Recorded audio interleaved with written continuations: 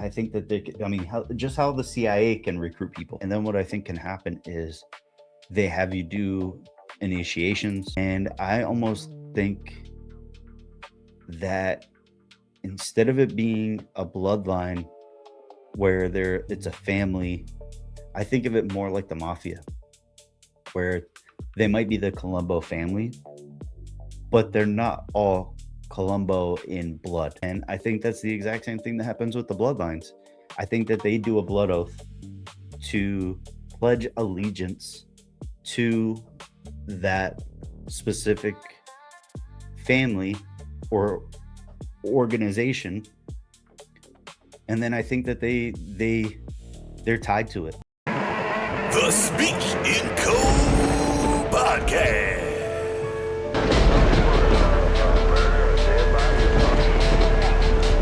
And now introducing Code, Conspiracy of a Deadman. Over 100 people dead. Chante, the homie. Servant with a noble cause. And Teddy Bear Dynamite. These are the hosts of the Speak in Code podcast.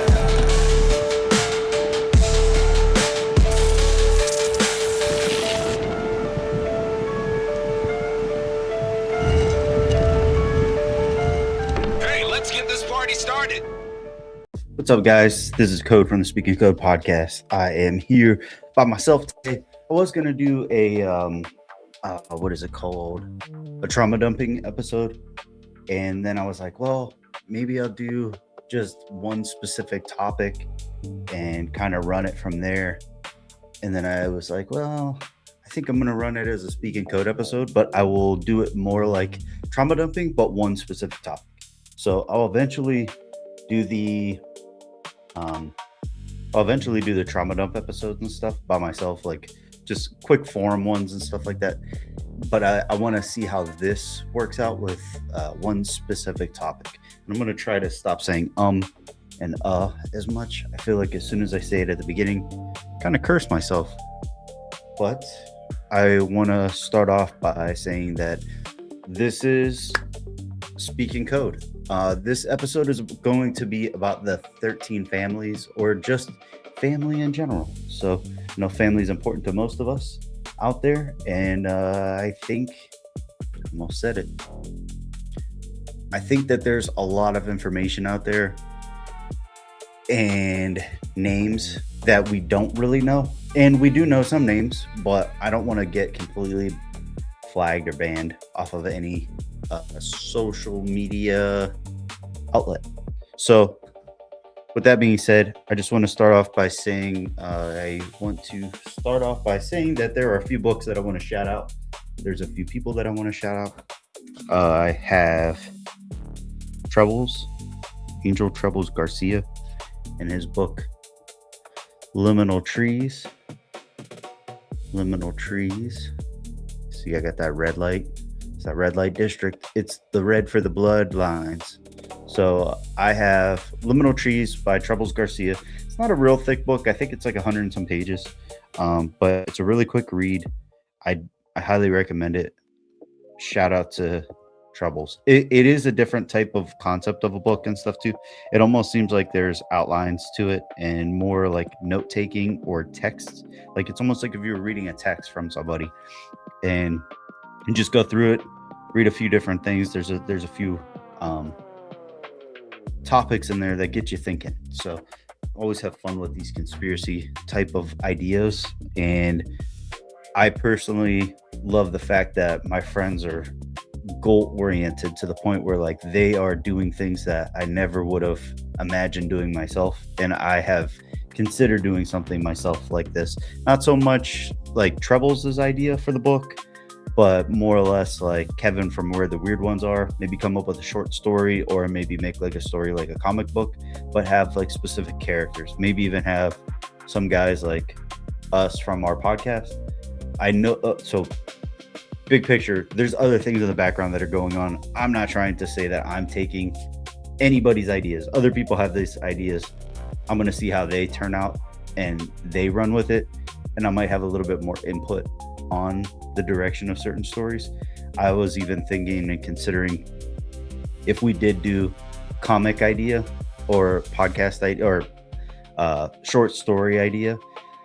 Teddy Dynamite is crazy with the ideas of reading. He loves books. He has all of these that I'm about to show you guys. But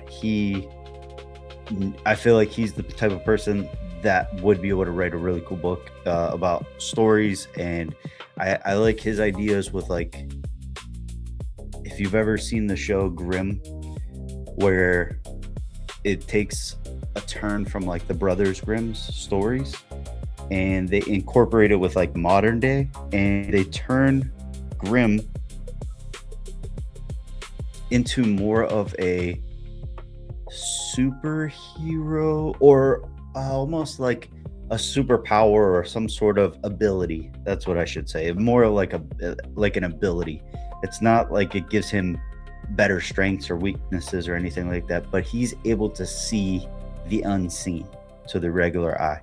And I was talking to Teddy Dynamite about that with some ideas that I have, and he's like, dude, they already have that as a show. You should check this out. It was a show called Evil, where there's I'm going to butcher this for sure, but there's a priest that has that still kind of questions, I think, his faith. And he's working alongside this older lady. She's a nun, and she has the ability to see demons who are possessing people. So they're going place to place, I guess, in the show. I'm not 100% sure. I've only seen clips, but they go place to place, and she can actually pinpoint which demons are attaching themselves to different people and how they're affecting them. So I was like, man, so I came up with this idea that's already available that I never knew of. So, and then Swank, he's got so many freaking dope projects that he's working on right now. And it's like, I feel like there's so much creative blood flowing. Not to get into adrenochrome, not to get into the bloodlines, not to get in the family. We acknowledge you, tribal chief, tribal chente. But with Swank, he's got so many things going on right now. It's so sick to see the entire journey and process of everything that's unfolding behind the scenes. And I feel like I want to get that creative juices flowing.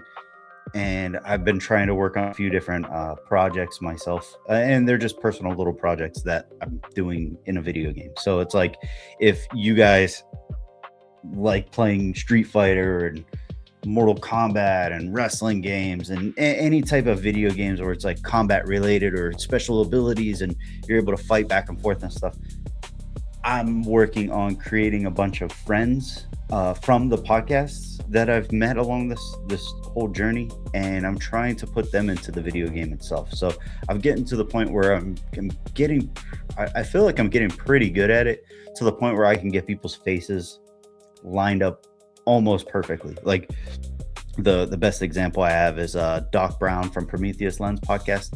His character came out the best look wise, and then I wanted to be able to showcase their creative ideas and books or designs or art that they've created and stuff like that, and I've put that into the game.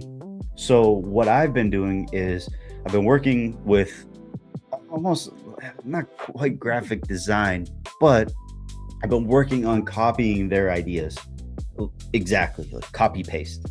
And then I've edited them down quite a bit to keep the same quality of it.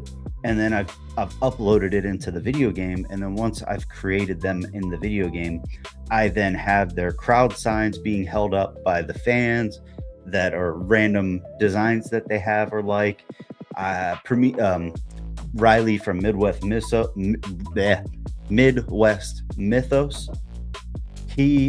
I asked him, I was like, hey man, do you have any cool designs you would like to do? He was like, dude, if you can, please use oh my gosh, I feel like I'm gonna hate myself. Cryptid Warfare. I think it's Cryptid Warfare Society. Cryptid Warfare.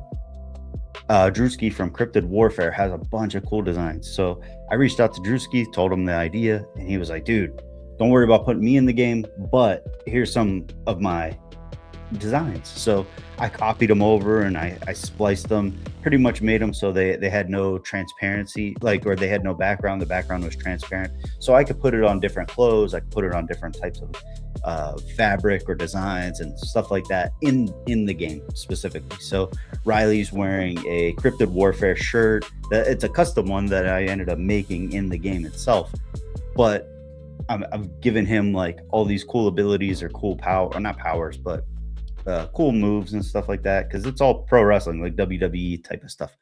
And there's other people that I definitely want to get into the game. I've been working on specific people, and I haven't quite finished everybody yet, because I don't want to make all my friends and have nobody we can fight against. I'm not trying to pit my friends against each other. That's just ludicrous and crazy. So I have the Anunnaki that I created. I have a Anunnaki, pretty much made Anunnaki like their last name. So I have Anunnaki. I have a reptilian Anunnaki. I have this crazy bird looking dude that I have like all these feathers all over him that I had to create using AI, and then I had to create and upload it into the game, and I had to tweak and do all of these different things. Like it's insane. You guys would think that I'm nuts with all the time that I'm wasting, and not wasting, but putting into something that could easily crash and burn, and I won't have anything ever again. So I'm really hoping that none of that stuff happens. But it's in his will. So with that being said, we have a lot of cool projects that we're working on, and we're all going not different directions, but we're taking it to our own. All right, for example, Swank is crazy with and amazing with designs, custom designs, art for the show, anything and everything when it comes to creativity. He is above everybody else when it comes to that stuff, in my opinion. And with my ideas, I have different ideas than him with certain avenues and certain things. So with me, what I'm doing is I'm taking it more into the video game that I have fun with, and doing is creating my friends and stuff like that. So I've been trying to master that and looking things up and trying to figure out how to get people's faces to look realistic and stuff. And I've been having a lot of fun with it. But then I'm also like, is this become a job? I haven't even really been able to play. I haven't really been able to play much. I've been putting hours and hours. I think total, I probably have over 2 hours into this game, and I've probably only played maybe 40 hours, 50 hours, and that's with TBD. Sorry, these.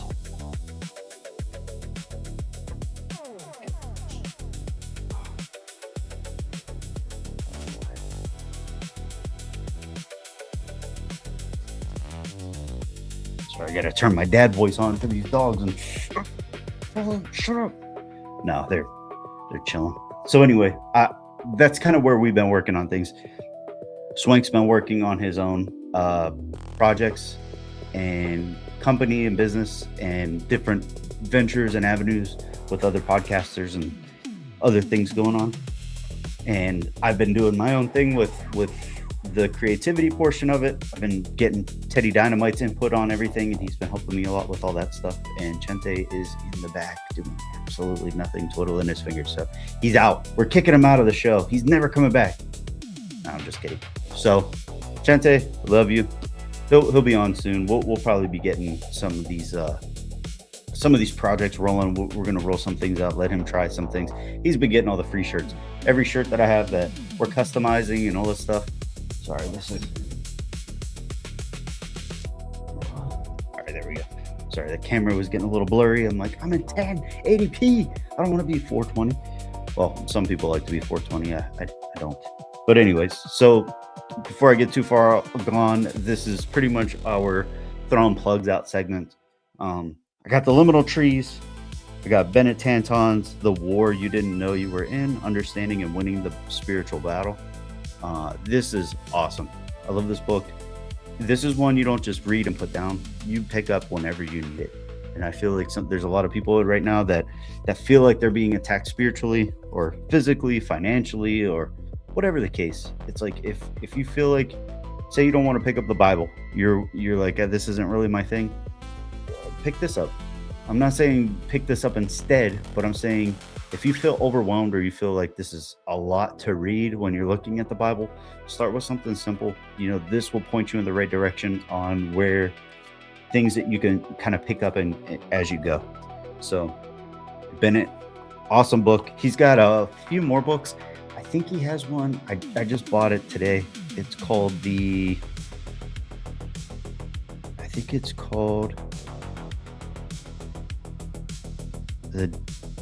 I feel like it's like the Diary of the Witch Hunter, or the journal, the Witch Hunter's Journal. And I think it's about a Marine that I don't know if he was going through like his family's stuff, like after somebody passed away or whatever, he was going through their things, and he found this journal, and it's about this, his family was like a family of witch hunters or something. So that, if you guys want to go check out that book, I don't know how to really find it. It's on Amazon for sure, but if you look up Bennett Tanton, Bennett, his last name is Tanton, Tanton, and he's from the Broadcasting Seeds podcast. I feel like last time I said it wrong, and I felt like I was not very good for sharing the wrong name. So there's that book.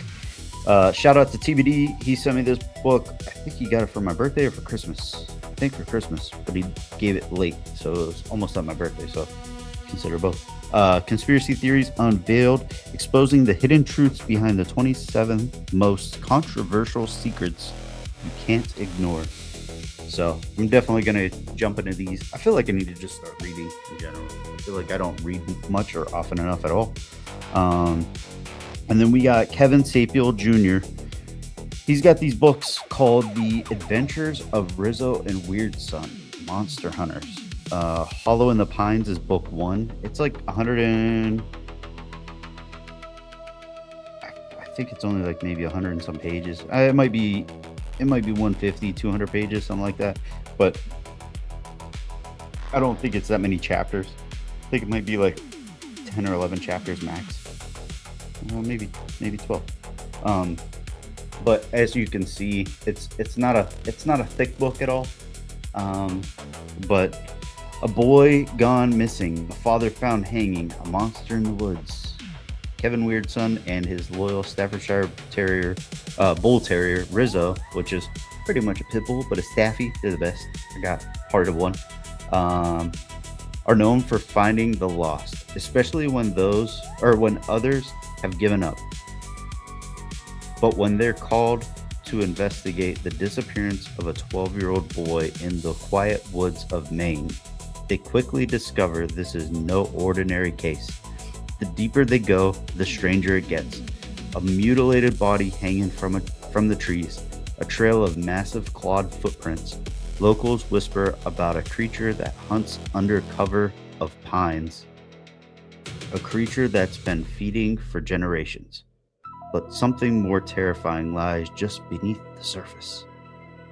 A secret tied to bloodlines, which we're going to talk about today. Legacy, and a curse passed down through family trees. Some monsters are born, others are inherited, and this one is hungry. So that's his first book. His second book is The Adventures of Rizzo and Weird Son, Blood in the Bayou. This one is about the something is stirring in the Louisiana swamps.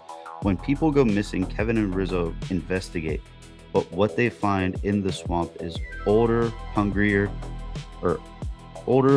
than anyone imagined. When voodoo rituals and old family stories collide, it gets harder to tell the difference between fact and fiction. As bodies surface and secrets unravel, Kevin must decide who to trust when even the law has blood on its hands. Not all monsters live in the shadows, and this time Kevin is caught in a web, and death is calling his name. And this is the second book, and compared to the first one, this one's a lot thicker. So I think this one's about 300 and some pages. So I'm gonna get these to Teddy Dynamite as soon as I can. As soon as I can finish reading these, I'm gonna get these to Teddy Dynamite, and then I'll probably have to do like a book review have him do a book review and stuff, and drop all that information and knowledge. And then last but not least, Doc Brown. He's one of the characters in the video game. He also is the writer of The Epic of Esau, The Birthright and Seed War by Justin Doc Brown. The Epic of Esau is much more than a mere book. It is a challenging new vision. And then, yeah, pretty much don't want to give too much away, but let's just say one of them might be a Bigfoot. So there's that. And then also, I just want to give a huge shout out to the one and only Flavors of the Forest. I will drop that video right now, and or pictures. Flavors of the Forest is a sponsor of the show. They are freaking dope. They make the best garlic powder. It's organic, it's original, and it's just I can explain it, but do I really want to explain it and take away from the experience? So if you guys go get this stuff, it's phenomenal. You could put it on after you cook the meal. Like I had it on steak the other day, and it made the steak's flavor pop. It made the salt come out more. It made the pepper come out more. It just was so flavorful, and I really enjoyed it. And even leftover, that garlic still kind of like pulls out of the meat, and you're just like, this is delicious. But he has spicy garlic, he has regular garlic, he has horseradish, and he has ginger. So you could add a little bit of those to different things, and it's not going to be overpowering in horseradish. It's not going to be overpowering in ginger. It's not going to be, the spice is spicy, period. So if you have it by itself, it like I put it on popcorn, and man, it made the popcorn pop. So that's all I'm saying. It made it so much better. So I definitely recommend you guys go checking out Flavors of the Forest. Tell them COAD sent you, and hopefully I'll drop a promo code, pun intended. So before we get started, What's in your cup? Power! I just want to start off with the What's in Your Cup. That pretty much was like our What's in Your Cup segment. It's kind of my icebreaker, kind of get everything rolling. Kind of went a little too long, but oh well. This is more or less like our I mean, it's going to be the SpeakInCOAD episode. It's not going to be the what is it called? The trauma dumping episode. So we will do trivia. We will pull up some cards. I got some cards I want to show you guys. Got some other treats I want to show you guys too. But if you can, go to wecandoitshop.com and tell them COAD sent you. You can get custom shirts there, and you could design any shirt, any type, any size, anything you want. You could put it on a shirt. So if you got a saying, put it on a shirt. If you got a picture, put it on a shirt. If you got a quote, put it on a shirt. If you got I don't know, anything you want, put it on a shirt. This one is done by them too. This is one of our logos. I think we have the Yeti cups. Sorry for the delay for some people. I've been meaning to send some out to you guys. Wasn't getting paid for work, so I wanted to make sure that I got paid first before I started buying more cups and making them and sending them out, and not having any income on the way back in. So, but I do want to throw out that you guys will get if you do apply for for like a raffle. We'll do a raffle. We'll do some trivia stuff. If you could put some answers in the comments, if you comment and everything, and like, subscribe, comment, make sure you tell us in the comments that you like, subscribe, and comment. Go check out our YouTube, our Rumble, our BitChute, Spotify, X, Instagram. We got 2 Instagrams. We got our Instagram, and then we got our Instagram clips. So if you want to watch our clips and our podcast out of context, sometimes it cuts things out. You're going to be like, wait, what did he say? Then you go to the next one and it doesn't have it in there. gotta go check out the full episode. So that's not my trick. That's just how the program works, guys, that I do it with.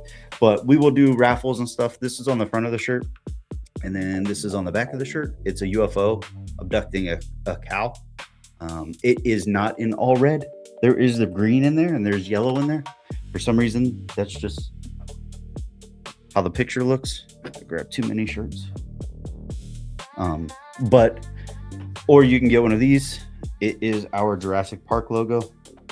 I think our is this a medium? Yeah, I think that's a medium. So like some of the logos, like that one and that one is the exact same size, but I think we're gonna make them bigger. So future reference, like any shirts that are going out, when you guys order them, this design will be on there, the Jurassic Park design, but it will be a little bit larger. So it doesn't matter what shirt you have. If you have a small, medium, or large, it's going to be the larger design. And we got some stickers and magnets. It's the exact same design as the cow on the getting abducted. And then we also have the Jurassic Bigfoot. So it's the exact same thing that I have on my shirt. We put this one on the cup, and then we let you pick whatever design you want on the back. We have GI Code.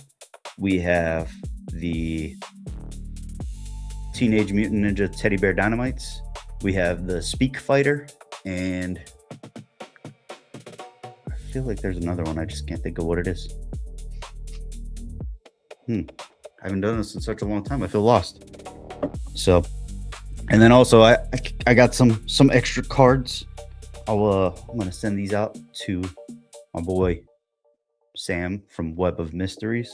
He loves Alf. He's even got a tattoo of Alf.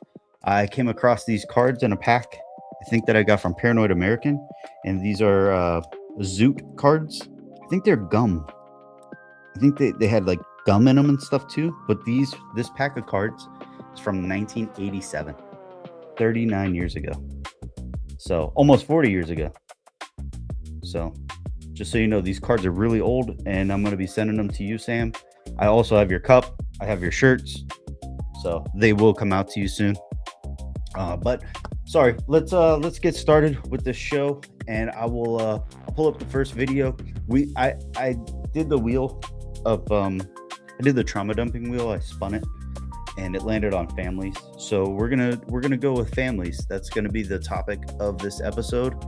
And I think I have like maybe 6 or 7 videos, and then I have a few different slides. One of the videos has music behind it, so I'm not going to play that one. But I will shout out the people that are behind the episodes. So with that being said, here we go.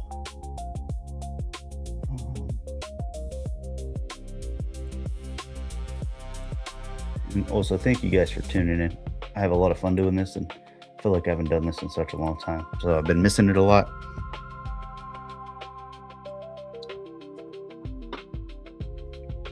Also, if you want any of your books, or your stuff read on the show, if you have any merch that you want sent out, if you want any merch created, let me know down in the comments. Like and subscribe. Also, up here to the top right or left, I don't know exactly if I'm mirrored or not, but at the top corner we have a sticker that has our QR code on it. It's a Bigfoot sticker getting recorded with a VHS tape recorder. Like, it looks like he's being recorded on there. Pull out your phone, scan it if you're watching it on TV, or maybe have your friends scan it with their phone. But that will take you to our link tree that's down below right here. It's linktree/SpeakInCOAD, and it will take you to our YouTube, Rumble. It takes you to all of our social media. So if you don't know where our social media is, it will take you to all of those. And then I'm going to probably put the wecandoitshop.com website in there. So then that way you guys can click the link, maybe buy some merch if you want.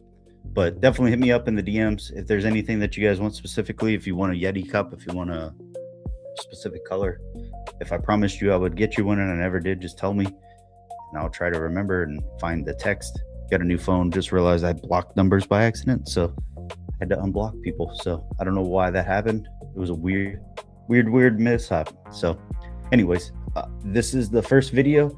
It is by Ascension Rise, or Malik Bade, and it says, let me see, Bloodlines of the Beast is a riveting expose that uncovers the hidden influence of the bank nobility, revealing the dark ancestral roots of global power and control. All in-text references in the video were published in my book, Bloodlines of the Beast. Bloodlines of the Beast by Malik Bade. The Inbred Empire.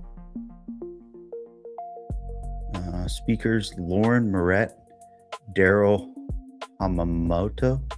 So maybe if you guys can reach out to this person or reach out to those people if you ever want to bring them on for an episode about the Bloodlines. So, but we're going to start with this video. After about 200 years, a bloodline will just die out because they're infertile from so much inbreeding. And so they would just take a cadet family, one of the other branches, and they'd plug them in. And so it was the same bloodline. But if you look at the Habsburgs, they all have strawberry blonde hair. It's reddish blonde. And there's a Pope, Orsini, who had reddish blonde hair. And I think he was involved in the Habsburg line. Another one is Bill Clinton's mother, who was the illegitimate child of Winthrop Rockefeller, who was governor of Arkansas. That's why Clinton was president, and now Hillary Clinton. She's actually, her middle name was Rodham.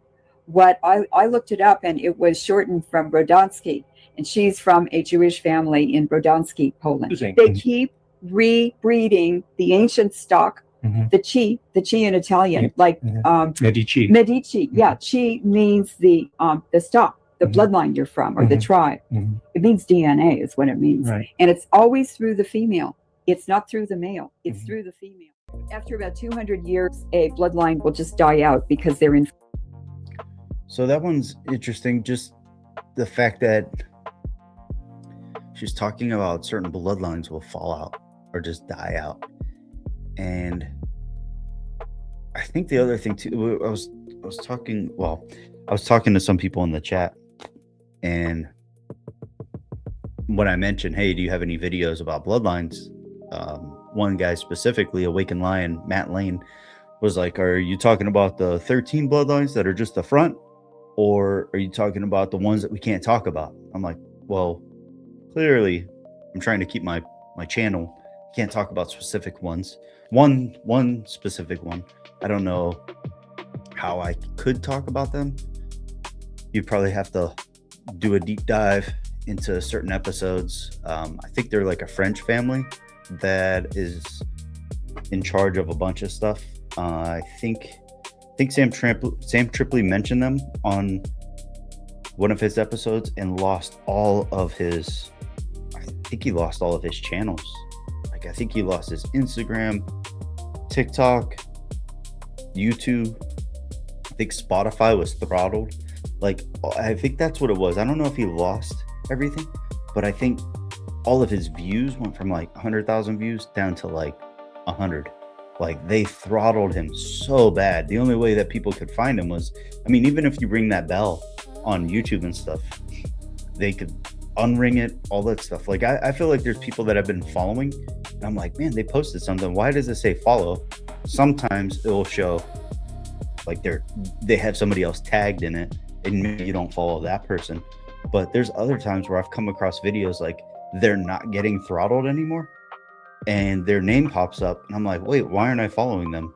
And the other thing too, they could have easily lost their account and created a new one, and now I'm just seeing their new account. But sorry, I didn't do my hair today. Didn't even take a shower. No, I took one last night. But anyways, yeah, I don't know. The idea of the bloodlines and them controlling everything is just so strange to me. And I think that I personally think that it's less to do about the blood and more to do about the oath. So, not that it's a bloodline where you're related and it's a distant relative and all this stuff, because I don't think that, generally speaking, that an entire family could be evil. So I personally think that what happens is they almost become like I don't want to say secret society, because at this point I don't think they're a secret, but I think that the way that they get in is they get recruited. And I feel like there's a process. Like, I think that how the CIA can recruit people. And like, you could apply for the CIA, but if they're like, oh, you're not a narcissist, or you're not a whatever, something system, if you're not one of those, or you don't have those characteristics, they're like, we don't really want to waste our time with you. But if you're able to show that and show some sort of allegiance to them, maybe they will take you in. And then what I think can happen is they have you do initiations. I think they could have you do perform like a ritual of some sort, just to show that you're not afraid to get your hands dirty. And I almost think that instead of it being a bloodline where it's a family, I think of it more like the mafia, where they might be the Colombo family, but they're not all Colombo in blood. They take blood oaths in the mafia to become a part of a family, to become a part of that mafia or that mob, but they don't have the same last name. And I think that's the exact same thing that happens with the bloodlines. I think that they do a blood oath to pledge allegiance to that specific family or organization, and then I think that they're tied to it. And I would almost say that that's the exact same thing with the cartel. Even the Mexican cartels, like, they have all these different cartels and names of the cartels, but they went from last names to different types. Like, I think there's one, what is her name? Katarina Schultz.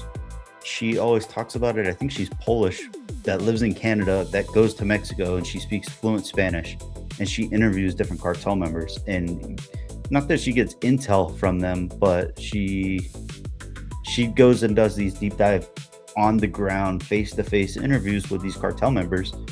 And I think right now there's one called like JCG&G or G&G or J&G. I can't remember exactly what it stands for. It's almost, I think it's the I almost want to look it up, but I think it's the cartel that's directly south of Texas, like Juarez or something like that. So I think it's like the G&G or J&G. And these people are doing things for a specific cartel, for a specific group, for a specific family. So it depends on how you break it down. Like, I honestly don't think that these people are passed down bloodline to bloodline to bloodline. Some of them maybe in the past, like that's how they became kings and queens and all this stuff, but I don't know. I really don't know. And who knows, maybe the bloodlines, and this is just my opinion. This is before I even get to the rest of the videos. So I think what happens is these bloodlines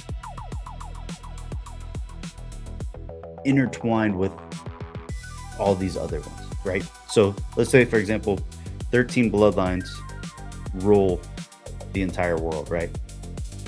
So instead of it being like the Smith family and the Jones family and the Williams family, I'm just using generic names, of course. But what happens is they go, we want to control this, what you have, and you want what we have, and we want what they have. and we need to control all these different avenues and outlets, and it doesn't necessarily mean like the media and politics and the banks and the oil and all that stuff. It can be, but I think there's a much darker and more sinister way of looking at it, where she mentions in this video that these bloodlines were inbreeding. But let's say they inbreeded and they just kept making their own family get thicker and thicker of their actual bloodline.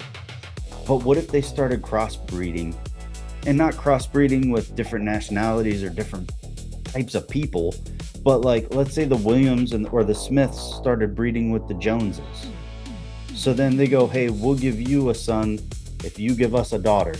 Now their relatives are now branching off, but they still have the same blood in them. And then maybe every once in a while they go, well, this family's getting a little too far down here and this family's getting a little bit too far this way. Let's add another one. So maybe they're just adding people as they get further and further away from the top of like their original bloodline. What if they're passing a great-grandson or a great-great-grandson or a great-great-granddaughter to the other side, to the point where they're no longer related, to the point where they're going to mess up their bloodline, so like where they're going to have like some weird inbreeding type of things, but they still keep some of that DNA in them, you know. And it's not like they keep, like the Jones only has Jones all the way down. That would be very weird. But I don't know where I'm going with that, but it just makes you wonder, it makes you think sometimes. So go ahead and remove that one. Okay, this next video is Roseanne. It's Black Aliens XYZ. And he said, damn, Roseanne Barr's been unhinged lately. I just want everybody to know ahead of time. Roseanne Barr is not suicidal because she's been clapping cheeks lately with no Vaseline. Oh my gosh. All right. Sounds painful. Somebody make sure she's good. This was posted last year in October 2021. Or I'm sorry, 2021. I'm going back in time. We're time traveling on this podcast. 2025, October 21st, 2025. Okay. So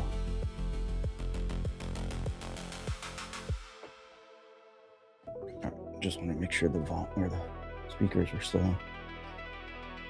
All right, here we go, Roseanne. Tell us what you think. The owners of the world. Who's that? You want me to say who the owners of the world are? This is where everyone starts asking me. I love this, that you would ask me that. I might have to have a cigarette. It makes me nervous to say who they are. First of all, I've been saying it for 30 years, and people, when I tell them, their eyes just go dead because they cannot handle the truth. Remember that Jack Nicholson movie? You can't handle the truth. You don't want it. But it's so obvious that I just will say it. The owners of the world are the royals, kings, queens, dukes, duchesses, imams, popes, wizards that own every single dime on earth and bank at the Bank of International Settlements. That's the owners of the world who decide every war and arm both sides because they make money. They're arms dealers. They're Nazi arms dealers. They also make prisons. They also make, poisons. They're invested in depopulation. The WEF, WHO, all those bullshit things out of the UN, they need to depopulate this planet of useless eaters, which they call us, because they have no place to ride their horses. And conduct their fox hunts or their people hunts or whatever it is they do that we all really know about but ignore. the reason that the vampire stories are so popular, take a look at that too.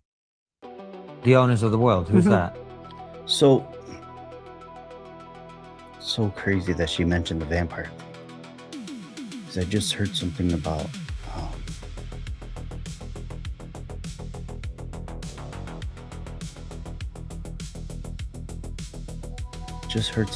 Frankenstein and like the different monsters and how they're kind of intertwined.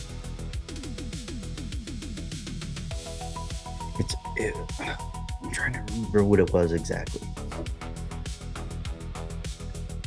It was like it's crazy that the Frankenstein monster, I guess he was like going after blood, and then the vampires go after blood, and there's all these different monsters that are tied together, which I understand, like if it's those what are those guys called? Like you had Dracula, you had Wolfman, you had Frankenstein, you had the Mummy, like all of the classic monsters. I don't think it was I don't think that they were going that route specifically, but there was something interesting about the vampire one, and I remember talking a little bit about it with Nick from Occult Rejects and Sam from Web of Mysteries. We had like a roundtable episode, and Nick was not debunking it, but just giving you different perspectives of it, like the outcome of, or maybe not the outcome, it was like the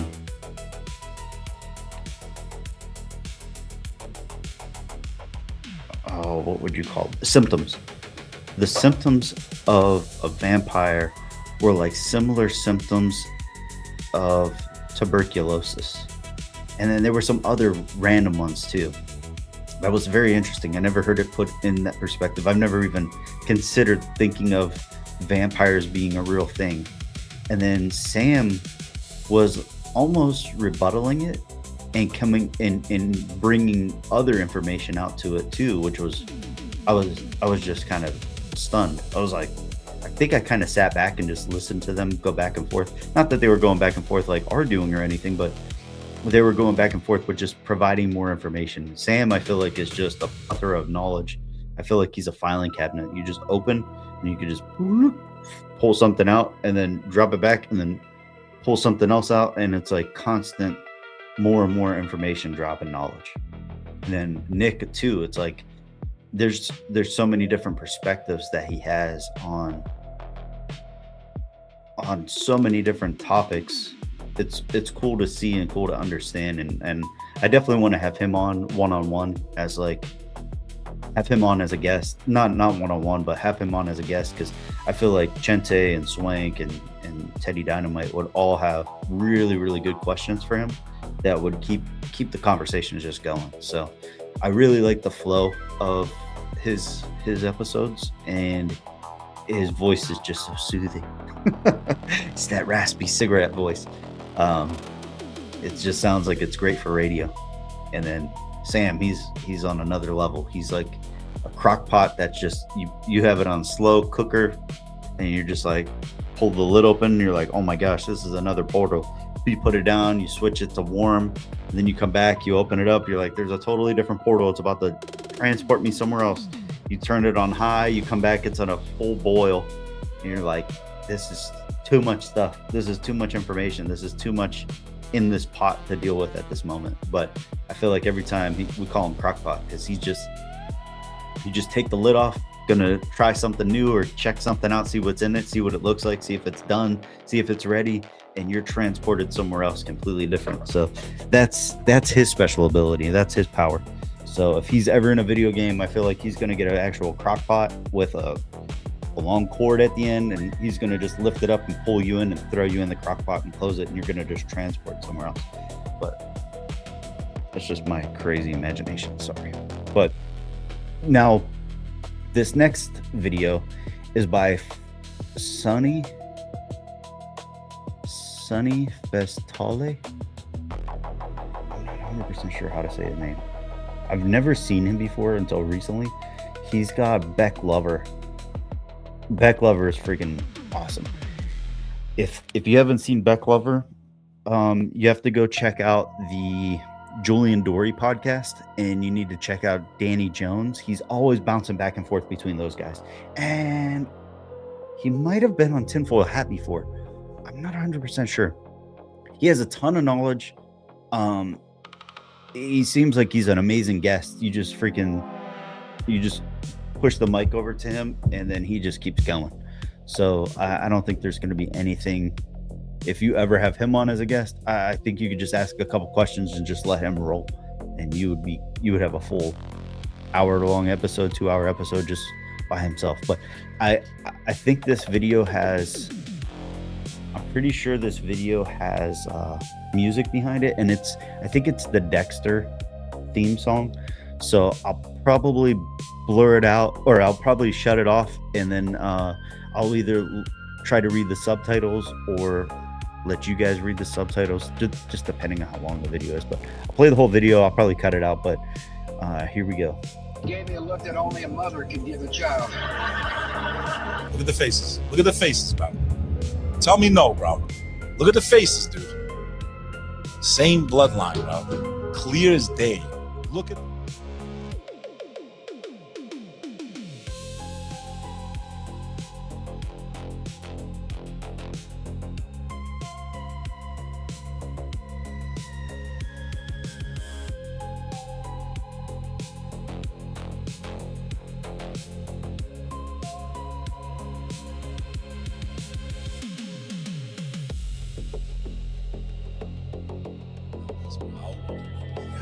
She gave me a look that only a mother could give a child.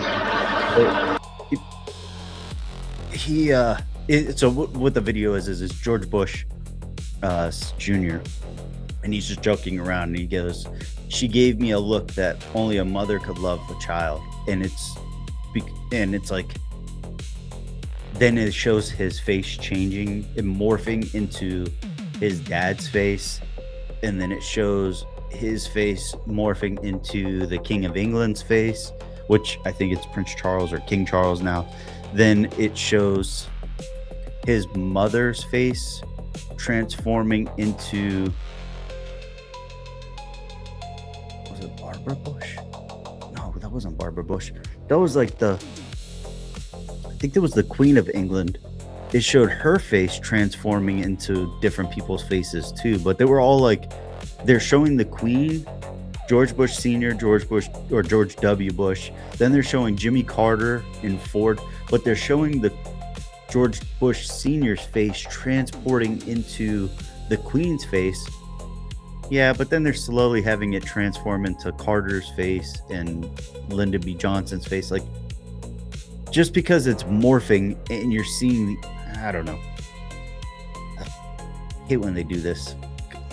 Because now I'm like, okay, they do look similar, but then what they do is they just have it slowly form into that face. And they go, see, it's the exact same face, or look, the same bloodline. But then you're not realizing that the in-between isn't the same. I think sometimes this stuff drives me nuts because I start looking into this and I'm like, this don't make sense. So what they did was they just had like a face transform into another face, a totally different person. But they're saying the end result and the beginning result look similar. But I think what's happening is the beginning result is slowly transforming into this one. So the middle transformation in the original it's them, the original, the entire time, slowly transforming, and then all of a sudden it turns into the end. And then they're saying, oh, it's the end person, it's the exact same face, it's the exact look. Like they have to be related, which some of them look similar, but I think as soon as they did Carter and Ford, it didn't. But I definitely think that George Senior Bush's, and the Queen of England and King Charles all look very, very similar. I'm not doubting that, but I think as soon as they added Lyndon B. Johnson and Jimmy Carter and Ford, that's who it was, not Johnson, sorry. But as soon as they added them, I'm like, they don't look like them at all to me. But that's just me personally, so I don't know. Take it what it is. And then if you do want to go to Baklava, or that one kid, what's his name? I can't believe I missed his name. So they have a website. It's called thecompanions.club. Sony Vestale. But they Sony Fazio, he's 22 years old. And then Beck Lover. I think Beck Lover, he's from New York, or lives in New York and stuff, but he's from somewhere originally. And I think it's the same place that Action Bronson is from.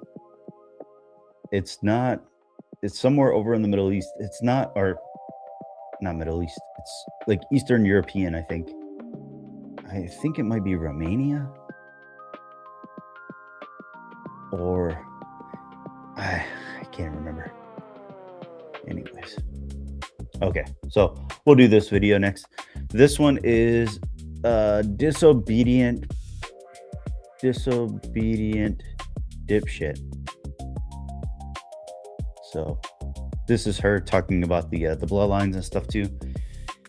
And I'll post all the links and stuff down below. I'll post all the videos that I showed. Like I'll add their links to the description below. And on Instagram, when I drop the shorts and the clips, I'll try to make sure that if it shows their videos, I'll tag them and all this stuff too. But here we go. So you think the Jews are the ones controlling the world? Well, you're not entirely wrong. But what if I told you there are families that are even more powerful who are enslaving humanity, and the Jews are their fall guy? So who is the hidden hand? Well, that would be the 13 families that control the Vatican, Jesuits, and the Knights of Malta. Pope Boniface VIII created the Unum Sanctum Papal Bull, which is an express trust claiming all the souls on this planet. The most powerful and elite families today are the Farnese and the Orsini bloodlines. For reference, the Rothschilds come from the Farnese bloodline, and Queen Elizabeth comes from the Orsini bloodline. The Gray Pope, who holds the most power in the Vatican and controls the White Pope and all the Black Popes, is Pepe Orsini. The Medici family controls the media and medicine, shocking, based on their name. And the Colonna bloodline is where Christopher Columbus is from. And it's also the family that controls the District of Columbia. Are you seeing the pattern yet? All US presidents also have ties to these bloodlines or the Jesuits. The money, the banks, the government, they all tie back to these ancient and elite Italian and Persian bloodlines. All modern religions were created and controlled by these powerful families as well, whether it's Islam, Judaism, or Christianity. These religions that used to be more scientific and literally based have become perverted by Babylonian occultists who worship Saturn.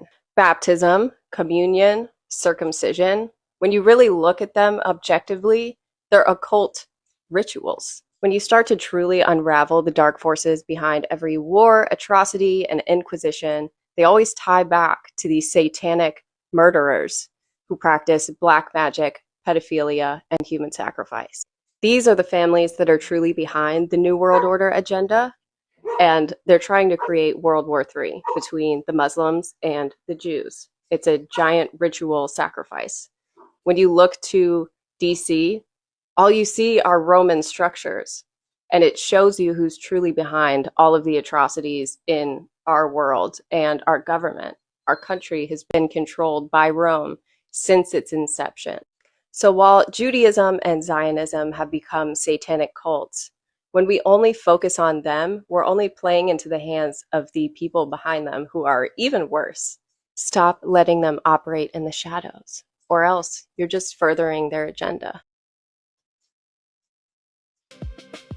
Okay, so I think that she contradicted herself quite a bit in this video. I feel like I need to break this down one by one. If we can, let me go with this. So she goes, do you think that the Jews are the ones controlling the world? No, I don't think that the Jews are controlling the world. I don't think that they're a part of these bloodlines that people might think. These bloodlines that they mentioned, it's hard for me to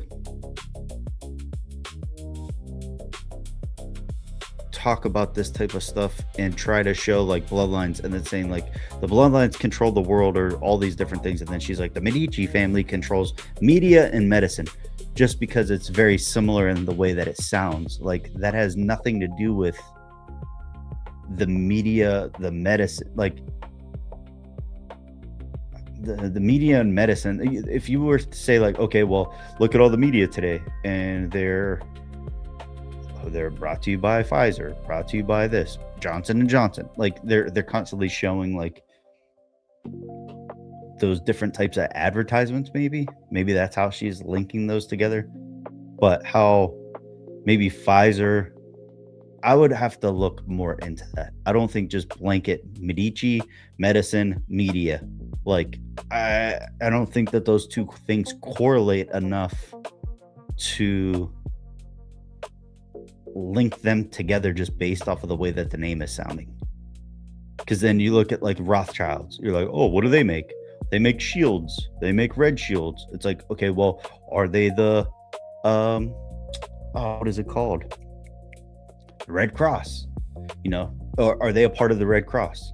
Where are they doing blood drives? Are they a part of that? Because then if you looked at the blood drives and you looked at that being a part of medical, maybe the Medici family would be a part of that. Does that make sense? Like, just because the name sounds similar doesn't mean that those things would be tied together. Like the Rothschilds and stuff, I think earlier on in the like early 1900s, they were donating money to colleges and telling them, hey, we want you to push we would call it an agenda, but they would call it like our curriculum.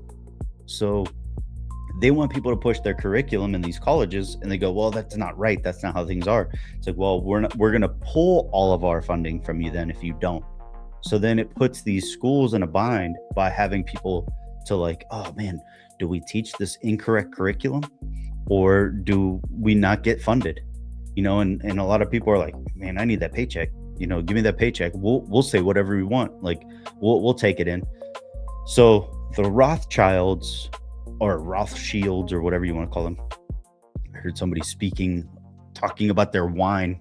I'll have a Rothschild wine. I'm like, that's how they say it. And somebody was like, yeah, that's how they say it in French. You inconsiderate. I'm like, shut up.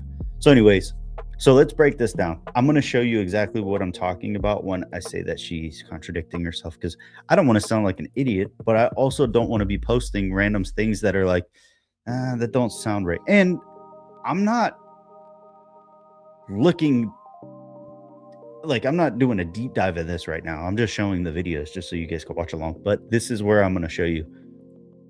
So, okay. So what's weird to me is she says the Colonna family is where Christopher Columbus came from. What? Just because that's how the name sounds? And then what was the other part she just said? I feel like I need to go back and watch it. She said the Colonna family is Columbus. And then she said that they also run the District of Columbia, which is DC. And then she goes, do you get it now? Like, just because the names sound similar to something doesn't mean that they're linked together. Like, what do you mean they run DC? Like they run like you have these hidden hands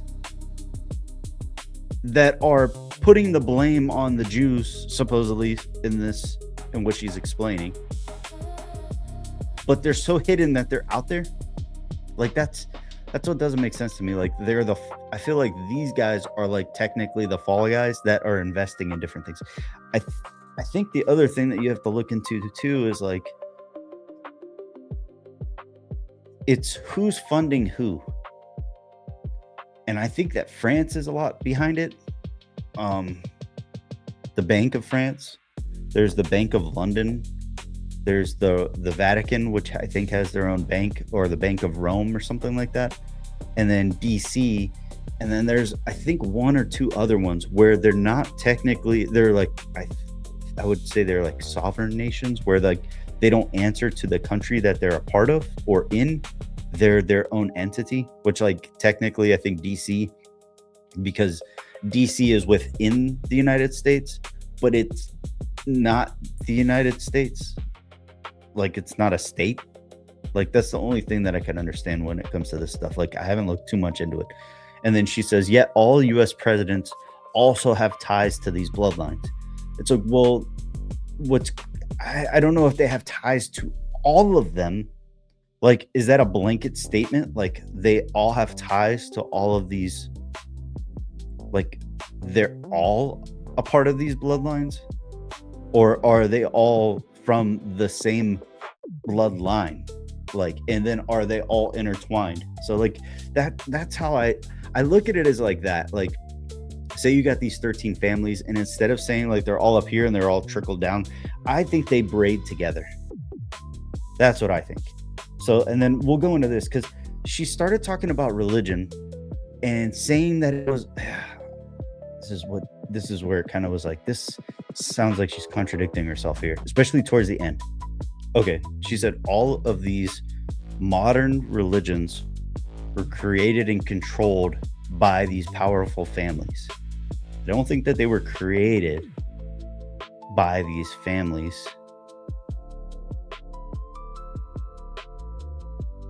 They might have been controlled to a certain extent, but yeah, we'll keep going.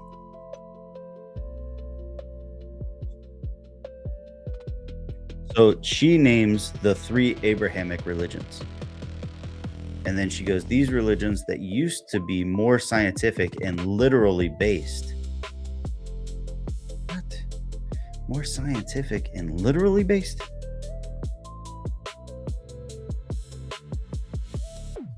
Okay.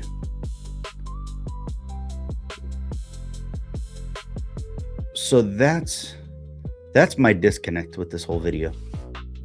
She's talking about how the Abrahamic religions are more modernized or more modern, and they used to be more scientifically based, but have become perverted by Babylonian occultists who worship Saturn. So Babylon was a part of Judaism. Judaism is the Old Testament of Christianity, and Islam, if you want to base it off of the Abrahamic religions, all of that is tied into Old Testament. But how she ties that into like become perverted by Babylonian occultists who worship Saturn. Okay, so you're taking old religions that were around during Judaism, which you consider modernized religion.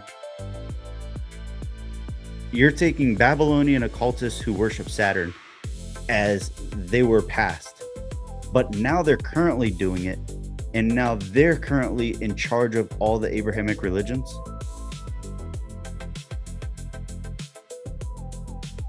Like that's where I'm lost. I feel like there are people that are trying to become occultists today who possibly worship Saturn or Satan, or other entities of some sort. But I don't think that they have control of those religions.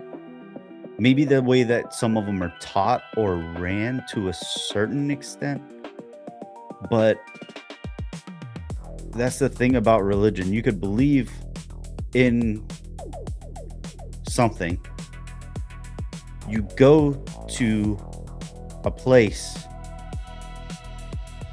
I don't know. This video is driving me nuts. Like, it's almost like too hard to explain for me right now. Babylonian occultists who worship Saturn are in charge of Judaism, Christianity, and Islam.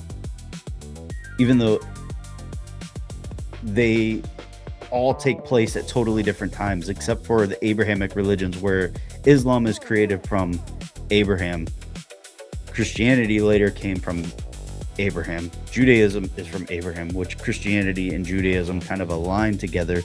But then once you take them out of the Bible, then Judaism is a totally different religion compared to Christianity, where Christianity, you keep it within the Bible. You keep the Old Testament, New Testament. That's the entire Bible. Bible is a collection of books. Judaism is based off of the Old Testament, which is a collection of books from that time period. Islam has parts of the Old Testament, which is a collection of books from Judaism, an Abrahamic religion. And then they have other things that are a part of it that they try to tie back and forth. And they even have some pieces from New Testament that are in the Quran and stuff as well. I don't know. This one's a tough one because... Okay, so now what she's saying is baptism, communion, and circumcision. These are all traditions. And if you look at it as like tradition compared to what she's going to explain.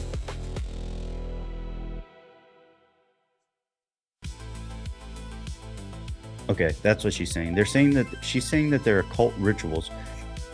They were traditions that happened during that time frame for specific things. They weren't like, hey, you're going to get baptized. We're going to do communion. We're going to do this. Like, that's how you have to, like, nobody's forcing you to do these things. Like circumcision, you have no option for that. Like, your parents make that decision on you. You're not making that decision. The communion portion of it is like, there's a whole process for that. If you go into Christianity, communion and baptism are only Christianity. Circumcision is Judaism and Christianity. It has nothing to do with Islam. And I don't think she talks about any rituals or traditions that would be considered Islam. Okay, these satanic murderers would be these Babylonian Saturn worshipping people that she's claiming, which I can understand that, but it doesn't always tie it. I mean, yeah, it could possibly tie back to them, but I'm not understanding where she's putting. She's throwing, I think she's throwing like more of a blanket statement, and she's throwing all these random categories, and then she's saying that these things are happening and it's because of these people. But it makes it sound like she's saying that these people are apart from these categories. And I don't think that's the case. I don't think that they're a part of those modern religions that she calls that are more ancient than anything. So that's what I don't understand. Okay, so yeah. So I don't know. I feel like she threw a blanket statement out there. She's saying that all these families are from these things. And the ones that are ruling the world are from all these random things. But then she's like, they control everything. But yeah, that's what I'm probably throwing this for a loop. Okay, if you go to DC, you don't just see Roman structures. I don't think you see. What do you see? Those pillars? Like, what do you mean by the Roman structures? That's what, like, I feel like she should say some examples. Are you talking about the obelisk that they have everywhere around the world, not just Rome? Was it Rome that built those, or were those there before Rome? Were they ancient satanic worshiping pedophiles that created those things back then that are creating them here in the United States, or did at an earlier time? Is it a part of Tartaria? We don't know. Okay. So that's also a blanket statement. Stop letting them operate in the shadows. Okay, go ahead. Tell them, come out, pull them out, stop operating out in the shadows. Who are you stopping? Like, I just, that video just drove me nuts. I feel like she had too many blanket statements out there. Then she's like, we gotta stop letting them do this. Stop letting who? You didn't say any names. You just said a general blanket statement on who people were. It's like, sorry. And then there's a Garbaggio conspiracy. I'm gonna pull him up. I think I just have a few more of these. They're some of them I'm gonna just read.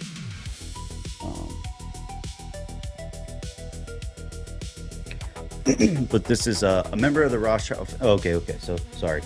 Garbaggio conspiracy. It was said that no government or king would consider going to war without the Rothschilds supporting them. Which, who knows? Maybe they were a part of France at that time too.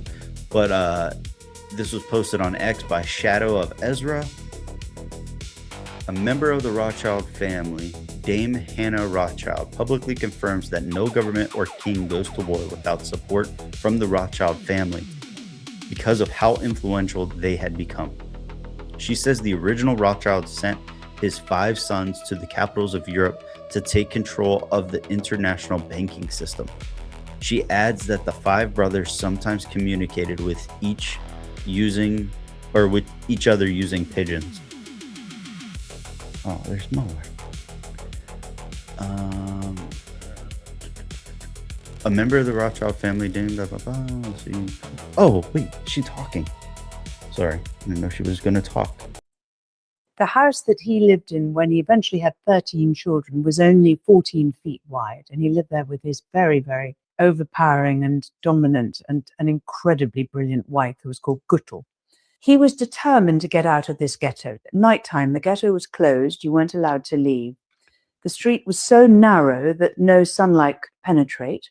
There was no plumbing. There was no sewage. There was nothing. So everything you can imagine happened in this street. And unsurprisingly, he wanted to get out of there. And he started a small coin business, and that did reasonably well. But actually, and this is where it ties into legacy, his great strength was to send his 5 sons to the capitals of Europe at that time. And what they did is they set up this is an extraordinary story. So he was born FET, the first international banking system. So whereas everyone used to be in separate different countries or separate cities until then, these 5 boys communicated with each other, sometimes by pigeon, and they wrote to each other in Judendeutsche, which was a kind of Yiddish German vernacular.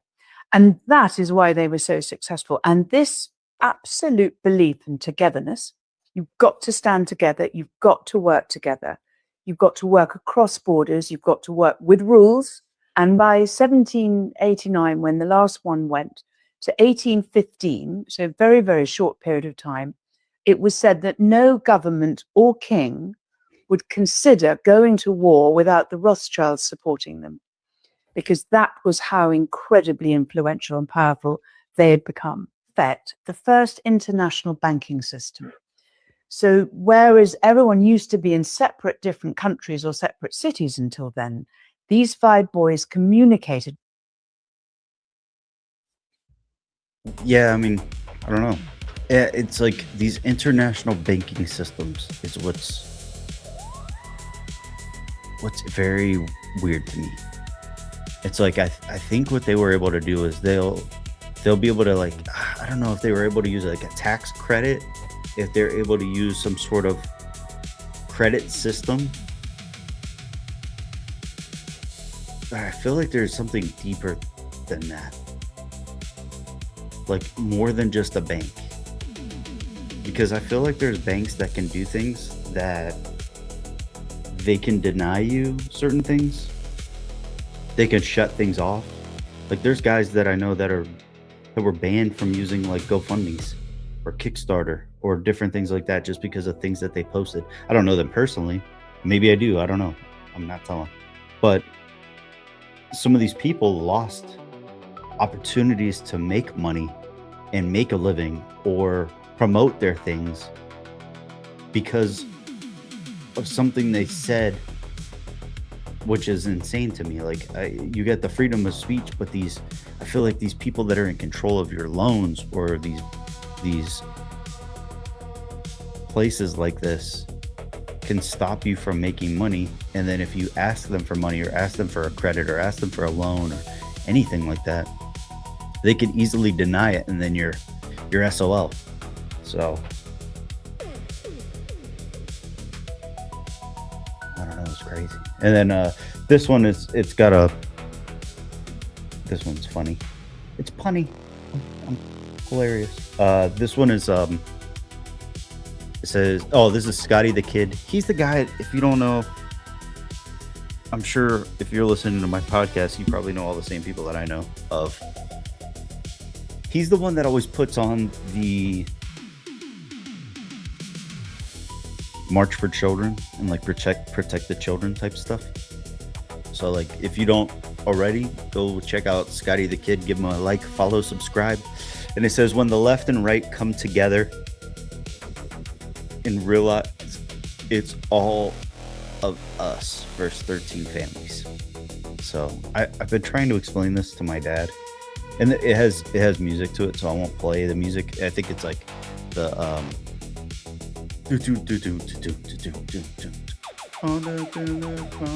Phil Collins, that's who it is. So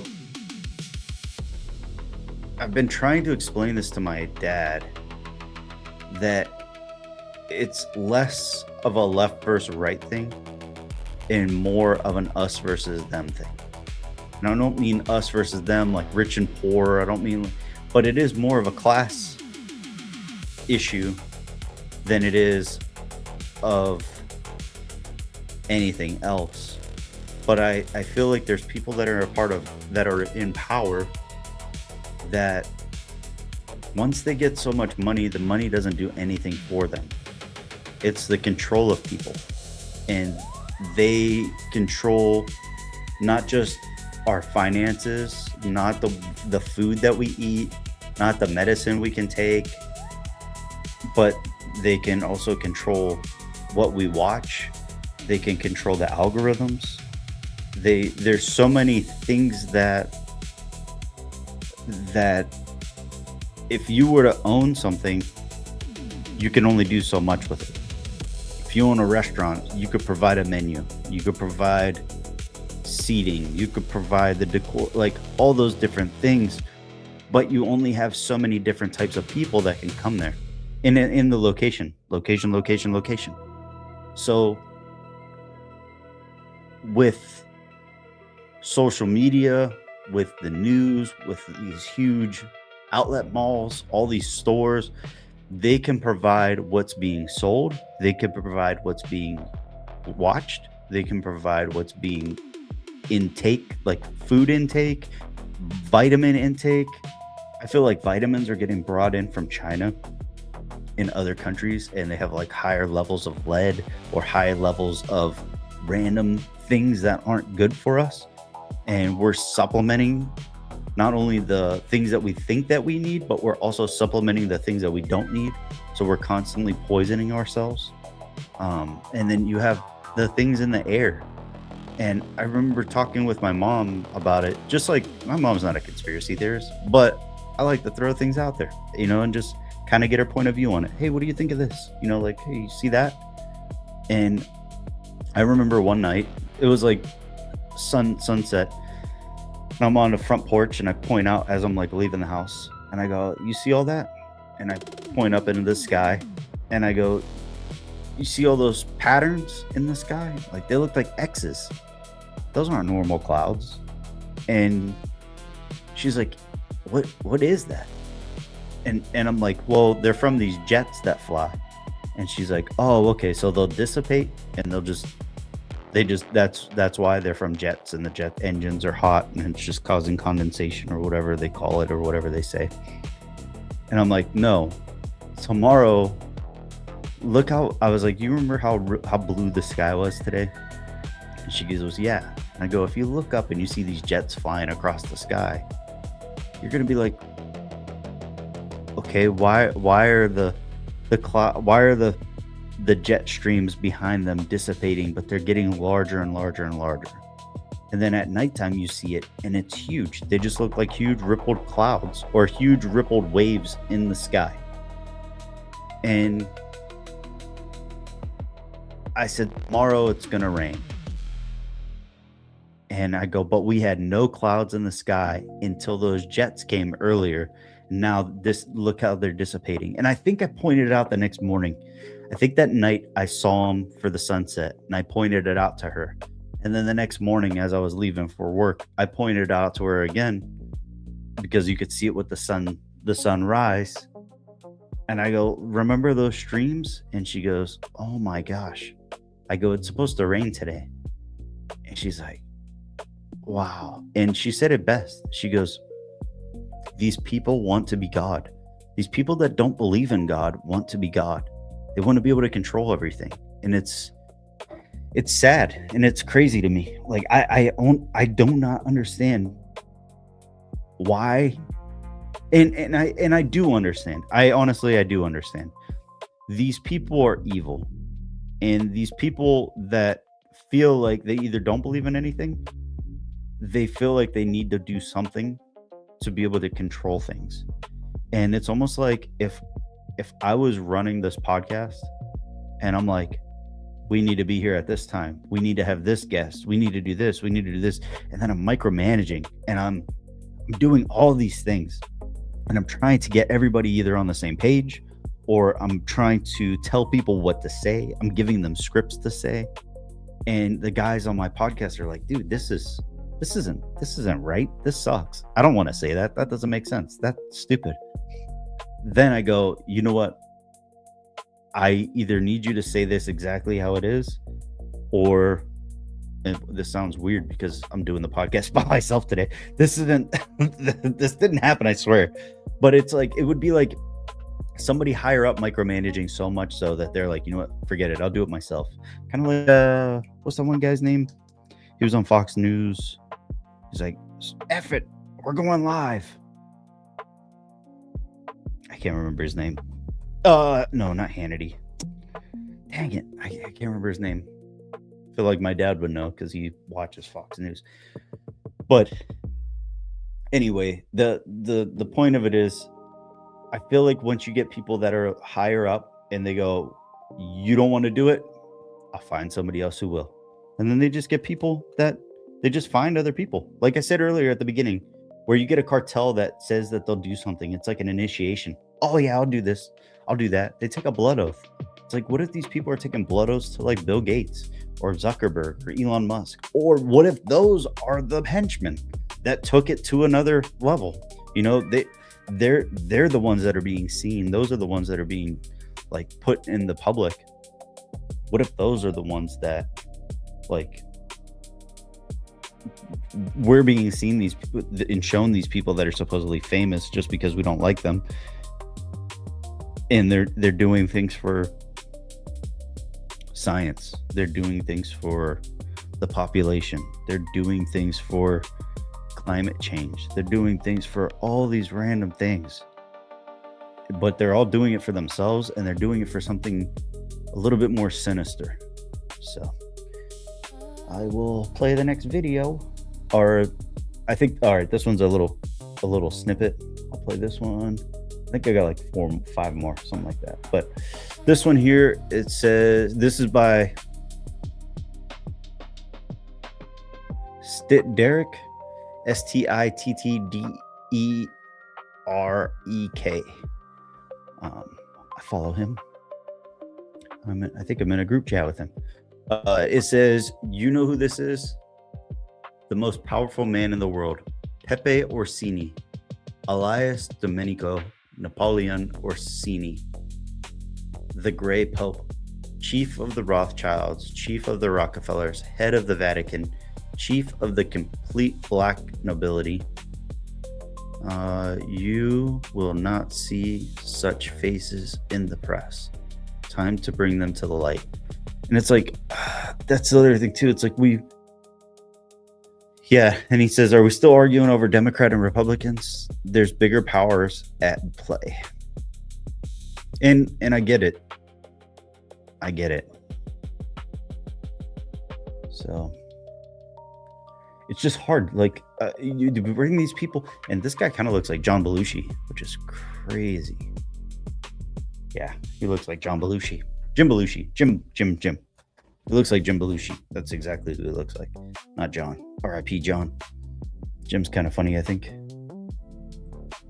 All right. And then this one's a little bit longer. I got to read them all. This is by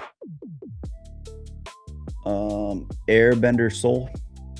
Okay, so it says, you could read along too. You could put me on mute if you don't like me reading and just watch. The 13 bloodlines of the global elite. Sorry, I can't reach my mouse. Babylon's legacy in modern power.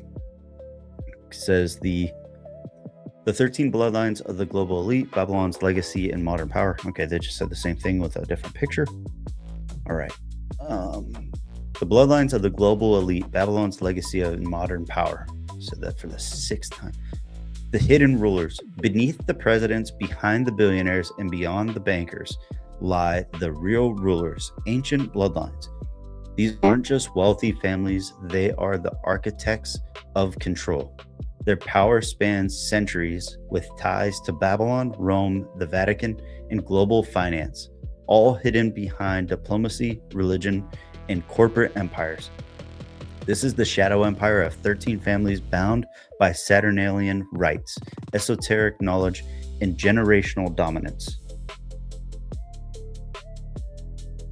The Breakspear family, originating in England, later rising to prominence in Rome, connected to Pope Adrian the Fourth.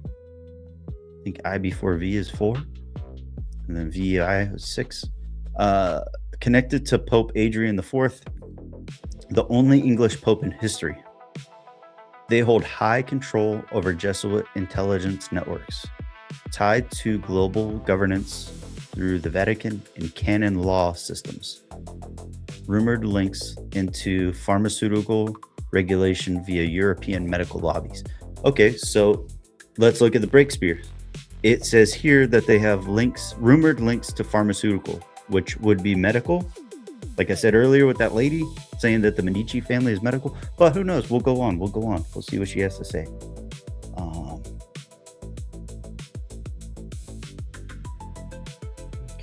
And I'll read the other thing. Read the thing at the end. The Somalia family, one of the most occultic and Saturnian houses, historically embedded within black nobility circles, known for deep involvement in secret societies and sacrificial rites, linked to eugenics, population control, ideologies, and ritualistic symbolism. Extreme secretive, rarely documented publicly. The Orsini family, or Orso equals bear, one of Rome's most powerful ancient families, founders of the Council of 300, architects of global control structures, linked to the papacy, having produced multiple popes and cardinals, influence over global Freemasonry and world banking. The bear bloodline, symbolic of strength and continuity. And you know who else has a bear as their logo? Is Russia. So I wonder if they might be the name Orsini and labeled under Rome, but Rome was around like for centuries. I mean, thousands of years. It's like I wonder if when Rome was like the what is it called? The Roman Empire. I wonder how far the Roman Empire actually was. Maybe during the Roman Empire, these families were all a part of it. So they're all technically Rome, but they're all different countries now. It'd be like the Middle East being Like it would be like Persian, like they're Persian, but they're Iranian now. And then Iraq, I think it was Babylon, but then there's also Assyrians that were in there too at the exact same time. So it just, I think it all depends. And it's like,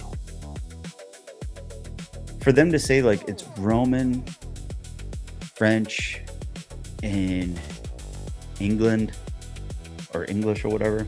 But I think after so many, these bloodlines could have been around before actual nationalities, you know, so like they could be a part of this whole bigger picture, but then each thing branched off and splintered. Like it's almost as if you got a windshield and you just put your name anywhere in that and you go, okay, I'm here. And then all of a sudden they just crack the windshield and it splinters and spider webs everywhere. Now you have a small sliver.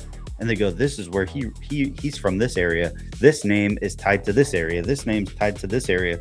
But in all actuality, the names can be general and a lot bigger span, if that makes sense. All right, we'll go to the next family. The Farnese family built the original Pentagon via Farnese. Masters of architectural symbolism used in occult governance. A lot of these are being used in occult governance. Controlled key positions within the Vatican military orders, e.g., I think that means example, Jesuits, architects of military strategy, intelligence, and compartmentalized control, said to hold high-level geopolitical influence in NATO strategies. Okay, the the Aldobrandini family. I feel like I've heard this name before. I think there's a guy. Oh my gosh, I can't remember his name. He's been on Tinfoil Hat. I've seen him other places. He almost looks like he's Middle Eastern. He's really tan. Oh, I cannot remember his name off the top of my head. I thought his last name was this, but it's not. The Aldobrandini family. I think he talked about him. Powerful bloodline hidden within the papal atrocity, or no, aristocracy. I don't know how to say it. It's aristocrat, but then CA or CY at the end. Highly involved in satanic rituals and esoteric rites, allegedly linked to bloodlines purification programs, masters of disguise working through NGOs, legal orders, and banks. Strong control over global justice systems via canon law networks. I almost wonder what canon law networks are. I feel like I need to look that up to make a note of that. The Borgia family, originators of power through manipulation and corruption in the Vatican, known for poisoning rivals and orchestrating papal assassinations. I know I'm saying that wrong. Papal. They're saying people wrong. Their legacy still shapes Vatican power games and blackmail strategies. Origin of the political game of controlled opposition. Their methods echo in today's corporate, political, and religious spheres. Okay, the Chigi family. Chigi? I don't know. Deeply embedded in the Vatican's financial structure, holders of temporal power funding religious wars and bank empires, alleged custodians of ancient Babylonian ritual knowledge, rumored ties to gold reserves and precious metal markets globally, still control certain Vatican appointments and Jesuit diplomacy. The Colonna family, an ancient Roman warrior bloodline, deeply embedded in military intelligence and modern warfare doctrine, believed to be linked to early Babylonian priest-king lines, gatekeepers of elite ritual warfare, strategic sacrifice, and mass control, seen as handlers of puppet kings, rulers, and state leaders. So the one girl said, she did say the Colonna family was a Columbus, like Christopher Columbus. And she did say that they had ties to DC, the District of Columbia. And at the bottom, it says, seen as handlers of puppet kings, rulers, and state leaders. I don't know. And who knows? Maybe that family can help control all of those at the bottom, the handlers of puppets, kings, rulers, and state leaders across the board. Maybe that's their role. Maybe that's their lineage is in charge of making. I mean, it could have been blackmailed that way too.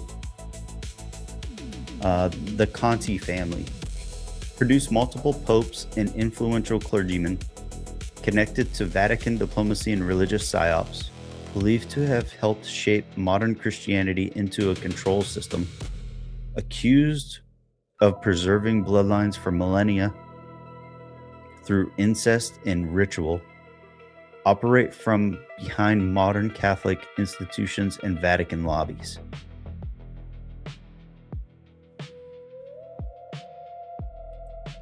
Okay, the Este family, patrons of the Renaissance and occult mysticism, known for secretly advancing Hermeticism, Kabbalah, and alchemical teachings, connected to modern intellectual control systems, academia, and universities, heavy financiers of elite institutions and global think tanks. Their control extends into historical revisionism and education systems. So that's how the Rothschilds were too. They were in control of the education systems in the United States. And then you also look at what's her name? Ghislaine Maxwell's dad. It's not Jordan Maxwell. I think it's some other Maxwell name. But I think all of the books, or not all of them, but a lot of books in the United States for schools were helped written and created by him somehow. And I don't know how true that is either. The Medici family, once the richest family in Europe, invented modern banking interest rates and loan traps, controlled the Renaissance to spread elite ideology through art. Their model became the basis for central banking systems worldwide. Think IMF, World Bank, Federal Reserve, all echo Medici mechanisms. And then remember that girl talked about the medicine and the media. This doesn't look like it has anything to do with media. Maybe art, ideology through art. And if you think about it, we were talking about art with Rabbit the one day. We were talking about what is it called? High fashion. High fashion could technically be considered art. So what if they are involved with art and fashion in that portion of art? Maybe that's what's being shown, like MTV, music, television, all that stuff could be the arts, so maybe she was right about the media portion, but not the medical and not the media. I don't know. The Pallavicini family, I don't know if I said that right at all. Known for being masters of manipulation through religion and mysticism, tied to high-level intelligence networks and private intelligence firms. Strong control over Italian Masonic lodges and political structures, connected to the Vatican's secret archives and forbidden knowledge. Their descendants influence religious narratives globally. Now, that's another thing I was going to mention too. The one girl was talking about DC, and she was like, that's why all the structures in DC are just like Rome. Well, look what this just says. Italian Masonic lodges. What if they all were just Masons that were able to create the same style of not art, but building structures and architecture? The Pamphili family, the papal dynasty with massive influence in Rome's architecture and politics, controlled land, treasury, and decisions of the Holy Roman Empire. Part of the original priest-king class, a bridge between God and man. Bloodline ties to Babylonian rulers through Anatolia and Phoenicia. Gatekeepers of esoteric texts and secret Vatican documents. I think this is the last one. Babylon never died. These aren't just old names. These are the living bloodlines of the ancient control system. They worship Saturn. They shape empires. They hide in religion, finance, war, and diplomacy. They wrote the rules of the game, and they never stop playing. The world is not run by governments. It's ruled by bloodlines. Babylon never died. It became the system. And I think Sam Tripoli mentions that too. Like Babylon, it never changed. It just became Rome. And then I'll read what he said. Says the 13 bloodlines of the global elite, Babylon's legacy hidden in modern power. While the world argues over presidents and parliaments, the real rulers remain untouched, hidden in plain sight, bound by blood, ritual, and secrecy. These aren't just families, they are dynasties. Ancient occult ruthless. They wrote the laws, they own the banks, they fund the wars, they shape the religions, they orchestrate control. From Babylon to Rome, from the Vatican to Wall Street, these 13 bloodlines have held the reins of global power for centuries. Yet you won't hear their name in the news. And then it says all the names. Breakspear, Somalia, Orsini, Farnese, Aldobrandini, Borgia, Chigi, Colonna, Conti, Este, Medici, Pallavicini, Pamphili, I don't know how to say that one. They're not elected, they're not accountable, but they rule everything. Welcome to the true structure of global control, where bloodlines, governments, and where bloodlines are greater than governments and ritual are greater than law. The deeper you go, the darker it gets. So thank you, Airbender Soul. I will give you a follow, give you a shout out. Thanks, man, for posting this. This is really cool. I like that a lot. And then same thing, there's another video I'll show real quick. It's so this guy talking about it, I think he just breaks down the different bloodlines. He just pretty much just tells it like it is, but I'll let it go. There's a group called the Illuminati. Who are the Illuminati? Make a long story short, they're the 13 families that control the resources and the entire planet. And they have their ancestry goes all the way back to Sumerian times. And where they changed into the Babylonians, they became the Khazars. They entered into Europe, where they merged with the Celtic remnants or the Atlantean refugees, which became the Merovingians. And then that, over the centuries, broke into 13 distinct families that controlled Europe at the time, and then now the entire planet. And are there names for these families? Yes, you have the Windsors, the Rothschilds, the Romanovs, the Sinclairs. There's a very wide range of Illuminati, but even more so is the range underneath the 13, which is the Committee of 300, which are 300 families that work very closely in association with the Illuminati to accomplish the goals. You mentioned that in your book, that another way of describing the Illuminati is the New World Order.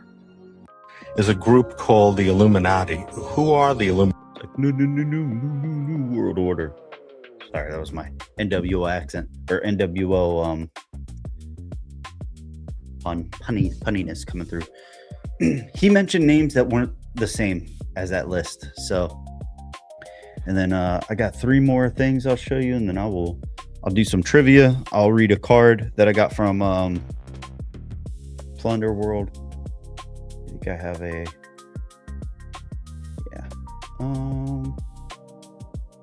all right, let's see. This one might take a minute. Let me pull this up. Share screen. All right. It says all Ashkenazi, including Epstein, Netanyahu, and the infamous Rothschild family, are descendants of Esau. Ooh, the Epic of Esau. Bam, bam, bam, bam. Shout out to Doc.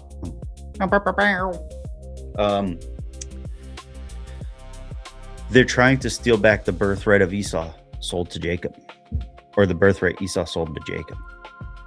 It says, when Esau sold his birthright, the Lord became indignant toward him and his descendants forever. I think that's like Malachi chapter 1, verse 4. Esau went on to marry 2 Canaanite women, the cursed descendants of Ham. Genesis chapter 9, verse 25 for reference, and enemies of Israel, which is Deuteronomy chapter 20, verse 17. This nation became known as Edomites, is said in Genesis chapter 36, verses 2 through 3.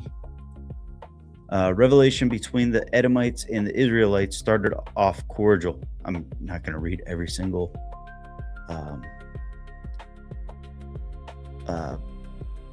chapter and verse. However, the Edomites betrayed Jacob and sided with Babylon during the siege of Jerusalem.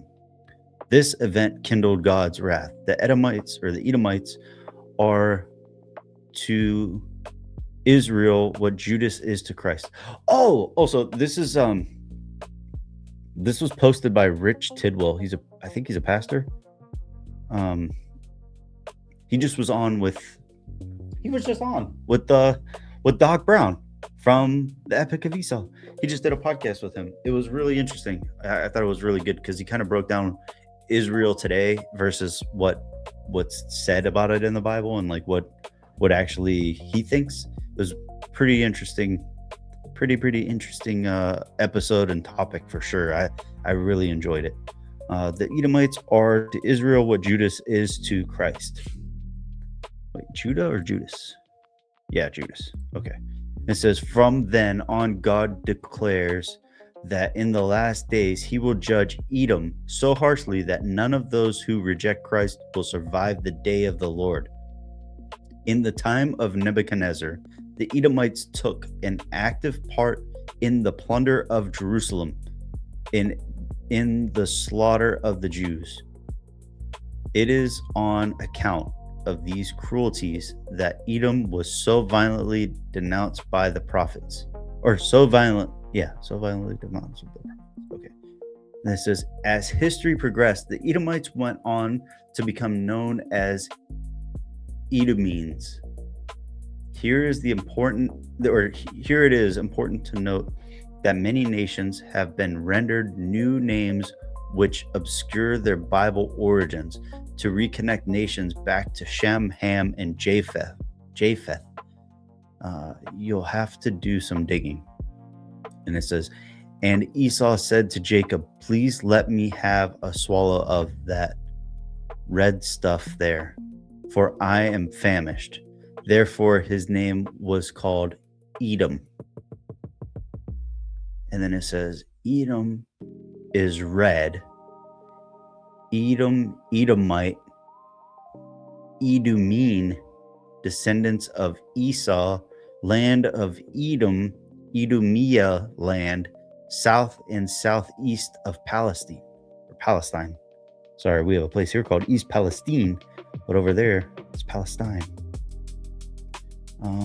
After the Maccabee revolt, the Hasmonean dynasty went on to forcefully convert the Edomenes or Edomites to Judaism in 112 BC. Soon after, the Romans would depose the last Hasmonean ruler, Antigonus II Matthias, with an Edomite ruler, King Herod the Great. The Nabateans from Idumea in South Palestine, they prospered for more than 4 centuries. Judas Maccabeus conquered their territory for a time. They were again subdued by John Hyrcanus, by whom they were forced to observe Jewish rites and laws. They were then incorporated with the Jewish nation, and their country was called by the Greeks and Romans Idumea. Antiochus called Herod an Edomian, a half-Jew,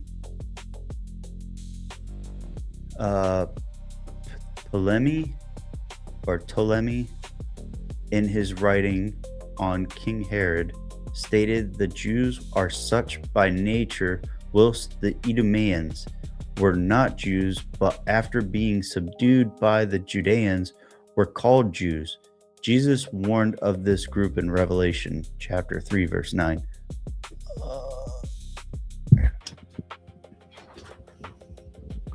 Often even stronger evidence of how Judeans and Edomians differed. Judeans are those who are so originally by nature. Oh yeah, that's too hard to read. I can't see it from here. It's so small, and then it starts going into a different language. And I don't understand. I can't see that or understand it. Okay. Not only did Herod slay a multitude of innocent children, but put his own wife and children to death. Jeez. Slaughtered the original Sanhedrin, replacing them with those who would later put Christ on trial. That's on Antiquities. And Herod burned all the Jewish genealogical records in an attempt to hide his ignoble origins. From that time on, Edomians presented themselves as Jews to all modern... Okay. Sorry. So, if you don't know, now you know.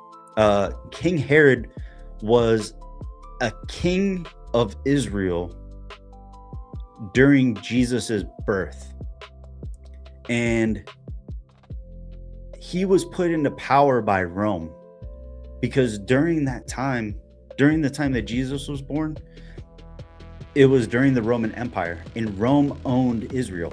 All of Israel was owned by Rome, I think.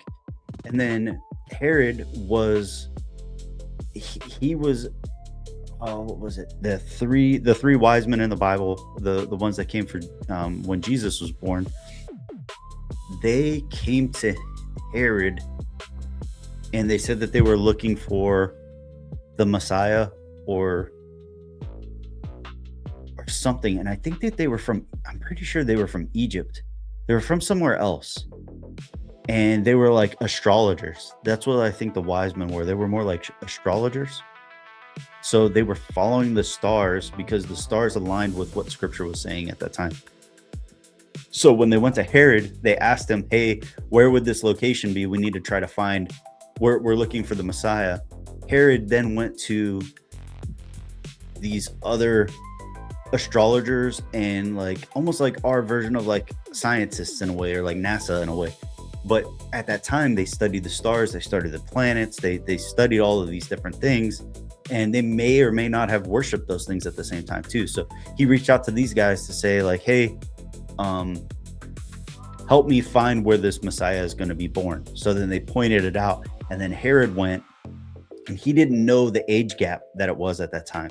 So I think when he went to this area, he said like all the boys need to be killed. And I think he was going to kill children that were like newborn boys. And I think up until 3 years old, because it wasn't all like simultaneous, like happening right then and there. So then he sent all these people there to go and kill all these children, because he was technically like an antichrist. Like he didn't want the Messiah to come. He didn't want to have to step down as a king and lose his position. So he was like, I have to kill this kid that's going to become king of Israel, because that was their prophecy. So, anyway, there's that. And then the Edomites, a nation of Canaanites, sided with Babylon, later infiltrated Israel and pretended to be Jews, usurped the Jewish throne, and then assisted in crucifying Jesus. It should now be making sense why the Lord declared Jacob I loved, but Esau I hated. And then it says, Romans, just as it is written, Jacob I loved, but Esau I hated. So it's like they're quoting it, and they're showing where it says and where to find it in the Bible as well. So that's cool too. So and it says the Bible prophesies that Edomites and Canaanites will be occupying Jerusalem in the last days. It also declares Israel and Judah do not return to Jerusalem until the return of the Messiah. So it says Jeremiah 3, chapter 3, verse 17 or 18. It says at that time they will call Jerusalem the throne of the Lord, and all the nations will be gathered to Jerusalem for the name of the Lord, nor will they walk anymore after that stubbornness of their evil heart. In those days, the house of Judah will walk with the house of Israel, and they will come together from the land of the north to the land that I gave your fathers as an inheritance. All right. And then, sorry, I don't know how long this is. Those prophecies reveal the group currently occupying Jerusalem are the Canaanite Edomites, a group that claim that they are Jews and are not, but lie. They are the synagogue, SOS. I'll just say that because I feel like you could say Church of Satan, Mosque of Satan. You could say Temple. You could say all that stuff, but you can't say this one. So I won't, because I'm trying to get my video taken down. That Jesus warned us about in Revelation 2, chapter 9, and 3, chapter 9, or chapter 3, verse 9, and 2, verse 9. I said that backwards. The deliverers will ascend Mount Zion to judge the mountain of Esau, and the kingdom will be the Lord's. Okay, and then it says modern DNA evidence published in the Cell, the genomic history of the Bronze Age Southern Levant, confirms that Ashkenazi are Canaanites, not Semites or Shemites. They are the Edomites that were prophesied to occupy Jerusalem in the last days. Yeah, it's crazy. That was posted in the Jerusalem Post.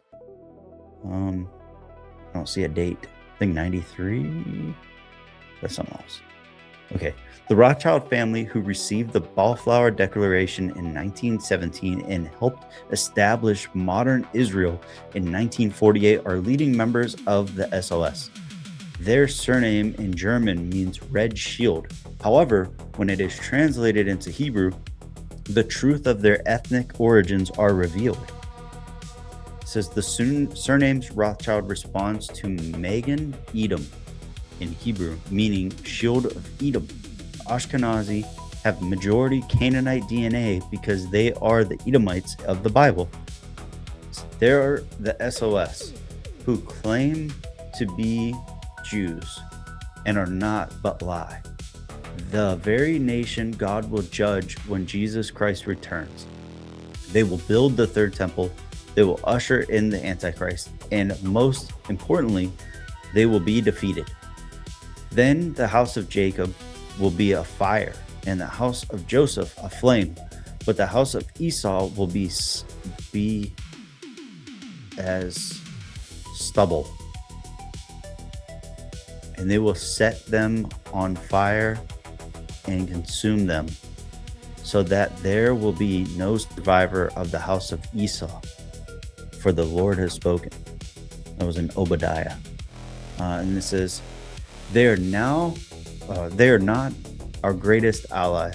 They are deceivers claiming to be Jews. They are the enemies of Jesus Christ. They believe that our Lord is boiling in excrement. I don't know what Gittin is. Oh, the Talmud. Onkelos said to him, what is the punishment of that man? Euphemism for Jesus himself. In the next world, Jesus said to him, he is punished with boiling excrement, as the master said, anyone who mocks the words of the sages will be sentenced to boiling excrement. I wonder what sages have to do with anything. When Jesus says their father is the devil, when Jesus says they claim that they are Jews but are not, but lie, don't believe AIPAC politicians and Zionist pastors. Believe Jesus. This is John chapter 8, verse 44. you are of your father, the devil, and you want to be, or you want to do the desires of your father. He was a murderer from the beginning and does not stand in the truth because there is no truth in him. However, he speaks a lie. He speaks from his own nature, and he is a liar and the father of lies. Huh. So that was pretty good. That was by Rich Tidwell. I'm pretty sure he's a pastor, and he kind of breaks this stuff down. It was, man, you got to check out that episode on Prometheus Lens. Doc Brown had him on, and it was freaking dope. It was really good. Okay, we got two more things, and then we'll go into trivia. I'll do a Plunder World card. I'll do a thought for the day. I'll even do a card from Paranoid American, and then I gotta pee. So, let's see.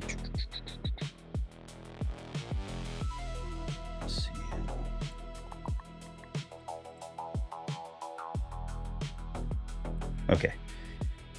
All right, and it's just showing like the masters, the puppet master, and it's showing Baal, B-A-A-L, controlling the Rothschilds, the royal family, and the Rockefellers, and then underneath them, they're controlling the Zionists, the Vaticans, and Freemasons, and then they're controlling the world leaders. And it says from storm god to demon, how Baal's ancient legacy fuels modern conspiracy theories. And this is by Conspiracy Theories Us.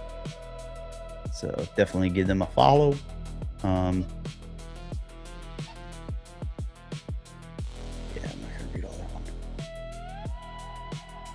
Yeah, and then from there it's got the world leaders, and then they're controlling the actors, the singers, sports stars, media.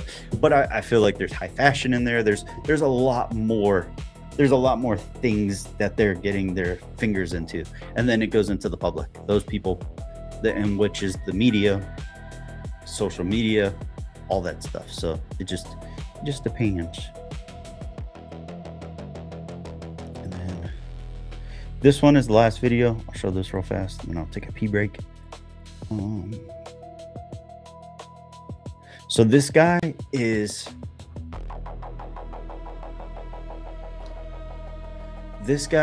walking in London, and a Rothschild elite asked if he knew who he was talking to, and the tone shifted and he apologized. So it's like, oh, I guess this guy was doing it on Kick. All right, we'll show you this. You must know us. Huh? Do you know us? Do I know you? Yeah. I ain't got a clue where you're from. What'd you do? Fucking 1-2 step, having a float to get me a Mackie D's and head home, I reckon. Biggest mugger of London. Apologise. Sorry, mate. I do apologise. You must know us. He found out who these guys were, and it says Kick is a relatively new streaming platform that launched in late 2022 as a competitor to the service like Twitch and YouTube Live, gaining rapid attention due to the generous revenue sharing model and loser content moderation policies. Backed by the creators of the crypto gambling site Stake, Kick offer streamers a 95-5 subscription split. Okay, anyways, but this guy, he walked up to like one of the Rothschilds and didn't know who he was, so he was like, my bad. And the guy like yelled at him, but I'll be right back. I gotta pee, and then we'll go right from there.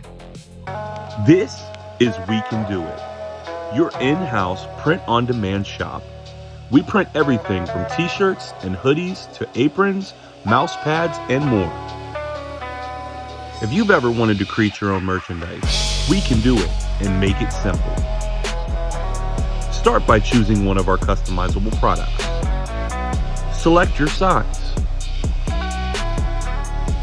Pick your print area, front, back, or both. In this case, we printed both sides. Upload your design. If you have an image that you found online, or you have an image that you generated with AI, or if you drew something yourself, we can upload that for you. Any image you desire. We can even remove the background. Choose from a variety of colors. And then add it to your card. That's it. Once we receive your order, we print it, package it, and ship it.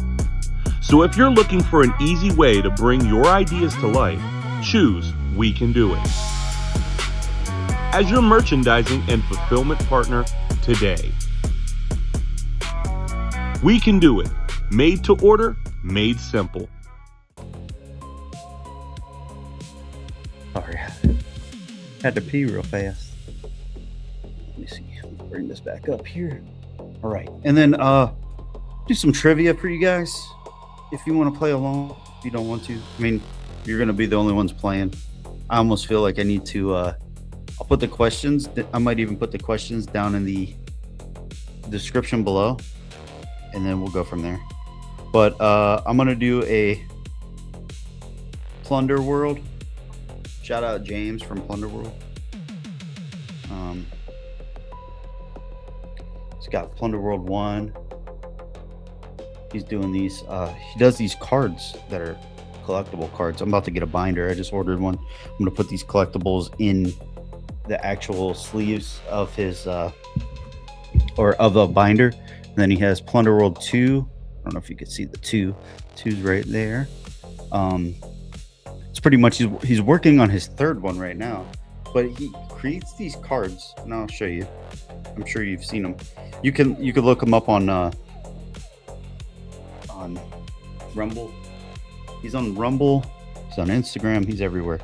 But I got some thick ones. He's got a signed one of his too. But he creates these cards, and he does them all himself. He does them with Photoshop. He'll take pictures of certain things, and then he'll layer them with different things like that. This one's kind of hard to see. So some of them are like, this one's hate speech. This one is Sweet 8E or 8F. I don't know the name of this card. It's the Lamar Hotel. But each one of these cards, oh, this is from 3. So this is season 3. So these ones aren't even out yet. I have box sets over there. I got like 3 box sets. I'll show you real quick. I haven't even opened these. They have the freaking plastic on them still. You can see. So he has Plunder World 2. I think I have.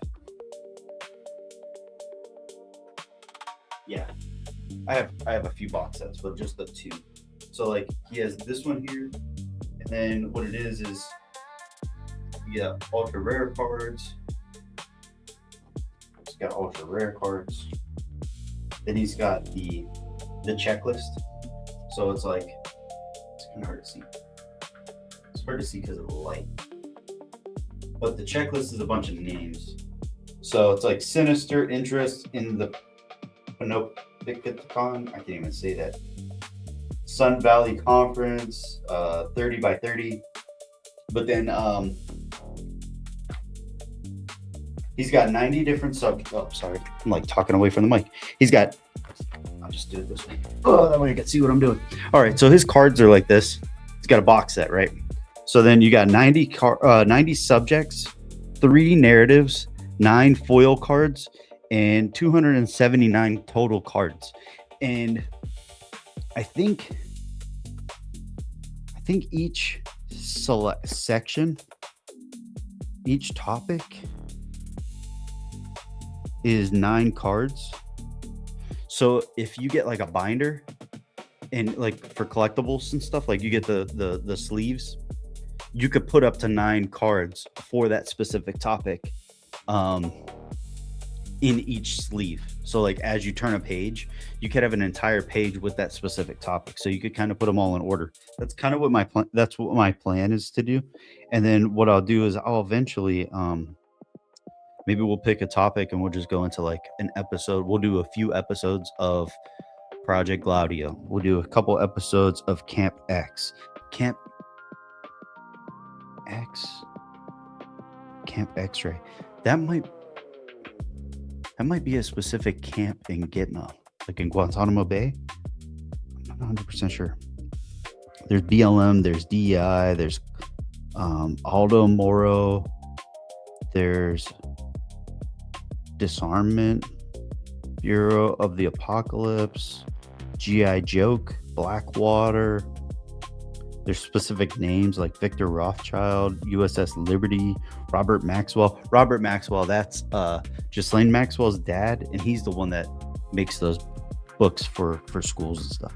But anyway, Plunder World, James, shout out to James. Freaking awesome stuff he's doing. I will do like a read on his cards. I'll do a read on one of his cards. This one he gave to me personally. It's a signed one of his. And then on the back, he's got it's such small handwriting. It's such small writing. You gotta read it it comes with a magnifying glass. So I gotta take this out of the sleeve so I can read it. The little small magnifying glass is almost like his business card. And it has a website on it. It has all this stuff, but then you can. All right, so I'm gonna read this one here, the one that he signed. It's Tavistock Institute. I can't really see what it says because very poor lighting in here right now. But I will read the back of this. I'll read a little bit of it just to give you a heads up. So it says, the Tavistock Institute publishes a monthly journal called Human Relations. It is still in publication today. The journal is a revealing look into social psychology from the 1940s up until the modern era. Edward Bernays would reference human relations in his own work, Public Relations. And it says in July of 1949, Morton Deutsch published a study in Human Relations called An Experimental Study of the Effects of Cooperation and Competition upon Group Process. It was an experimental study of the effects of cooperation and competition upon group process. And then it says in May of 1960, Deutsch would publish the effect of motivational orientation upon trust and suspicion. This study compared the choices people make when trust is a factor in that choice. Ooh. Leon Rosenberg published Conformity as a Function of Confidence in Self and Confidence in Partner in the May 1963 issue. Rosenberg builds upon Deutsch's work by exploring stimulus deformation, the working premise being that an individual is likely to conform to a group if the individual believes that the group is more accurate than himself. Ooh. And then it says, by the late 1970s, Timothy Leggett would publish Managers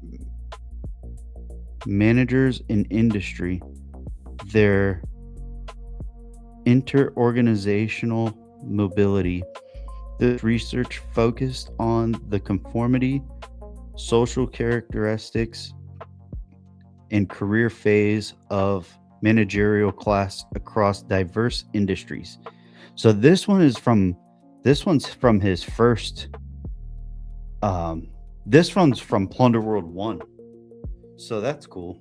I didn't know I had that. Like, he has no more cards from 1 at all. And then he provided one for me that's signed. So that's freaking awesome. So definitely reach out to James. Like I said, some of these, they're so long on the back. It's just so much information. We could easily do, like, if we had 9 cards, we could easily do an episode on that. And then I was pulling cards from Paranoid Americans, and I can't read this one. So I ended up pulling a card I pulled the Alex Jones rookie card. So he's got stuff on the back. It's just like a freaking baseball card, man. These are so sick. These are so cool. I love Thomas. He's awesome, man. He's always been a good dude to me. If you guys have other opinions, that's on you. I try to keep the peace. I try to protect my peace. That's a big thing that's going on right now. I'm trying to do for myself. Talked with Davey from what is Davey's podcast? I'll drop the link in the bottom when I'm done. But yeah, I was just talking to Davey about that, and he was saying it's all about protecting your peace, and like that's keeping the peace and stuff like that. And I think that's really big today. It's like don't let people rage bait you, clickbait you, all that stuff, man. Like there's malinformation, there's misinformation, there's disinformation, there's just so much BS out there that you don't know what to trust sometimes. Like don't let other things get under your skin to piss you off. So, and then I'm going to read 5 trivia cards. Conspiracy trivia. You will like trivia. I can get behind that song. I like trivia. Okay, got 5 questions for you. They come in Nice. You gotta make a soundbite that we can put in every time we play the game. And I will try to remember to put these in post in the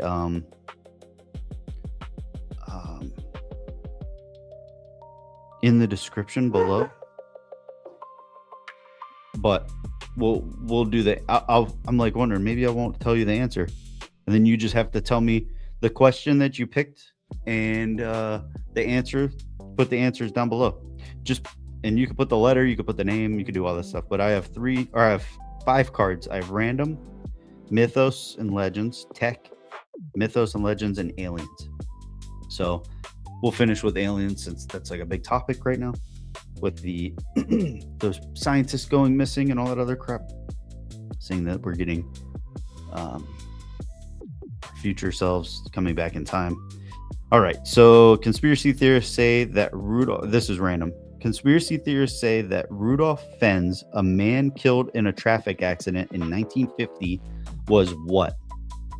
A reptilian from Alpha Centauri. B, a time traveler from 1876. C, a crisis actor. Or D, a leading member of the Illuminati. So put your answer down below. That was question 1. And then question 2, mythos and legends. A group of scientists claim that the oldest and largest pyramids in existence are not in Egypt, but in what country? A, France. B, Thailand. C, Bosnia. Or D, Mongolia. So drop your answer, drop your comment down below. Just put A, B, C, or D. Just put like this is question 2. Just put question 2 or number 2 and then your answer. Then you might win something. I don't know.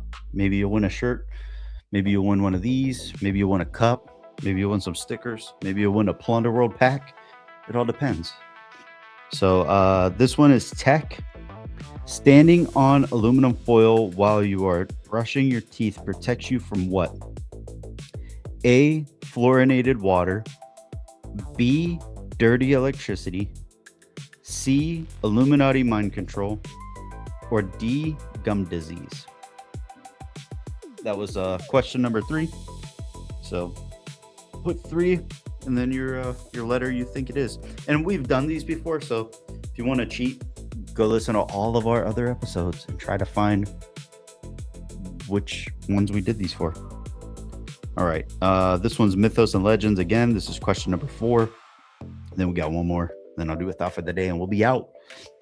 Queen Elizabeth was not the daughter of Henry VIII and Anne Boleyn, as everyone believes, but was who actually?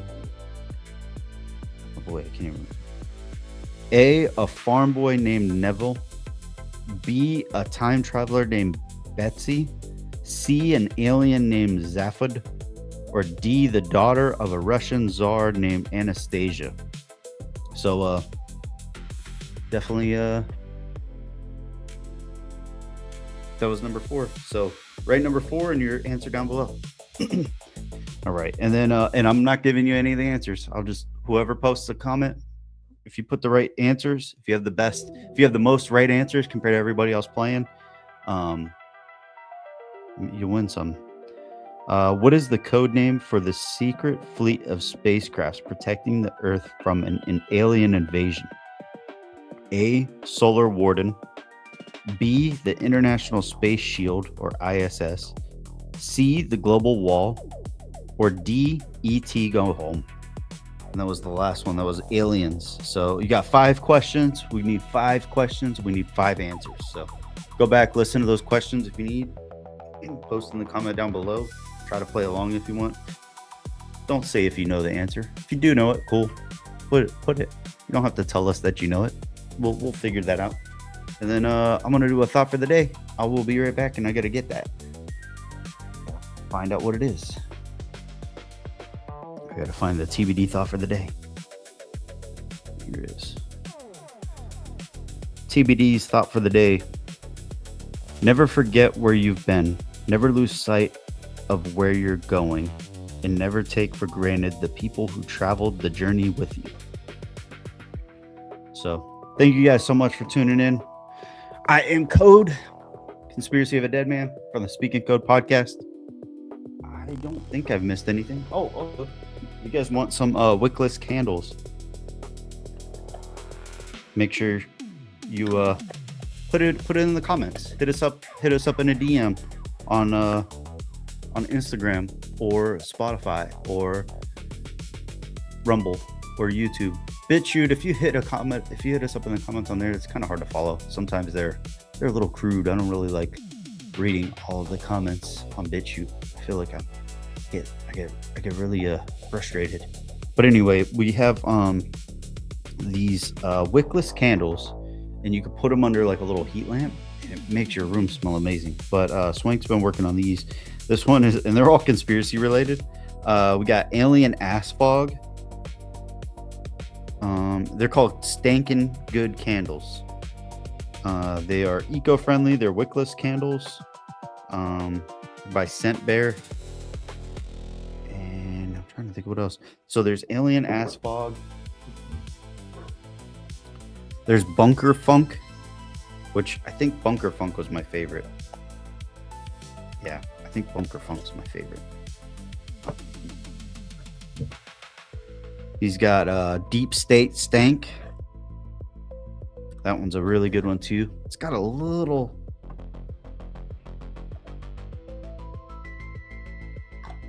It smells a little sweeter, like not quite a cinnamon bun, but close. Not enough to get you hungry, but enough to get you thinking of if you are hungry. And then we got Swamp Ass. It's a Bigfoot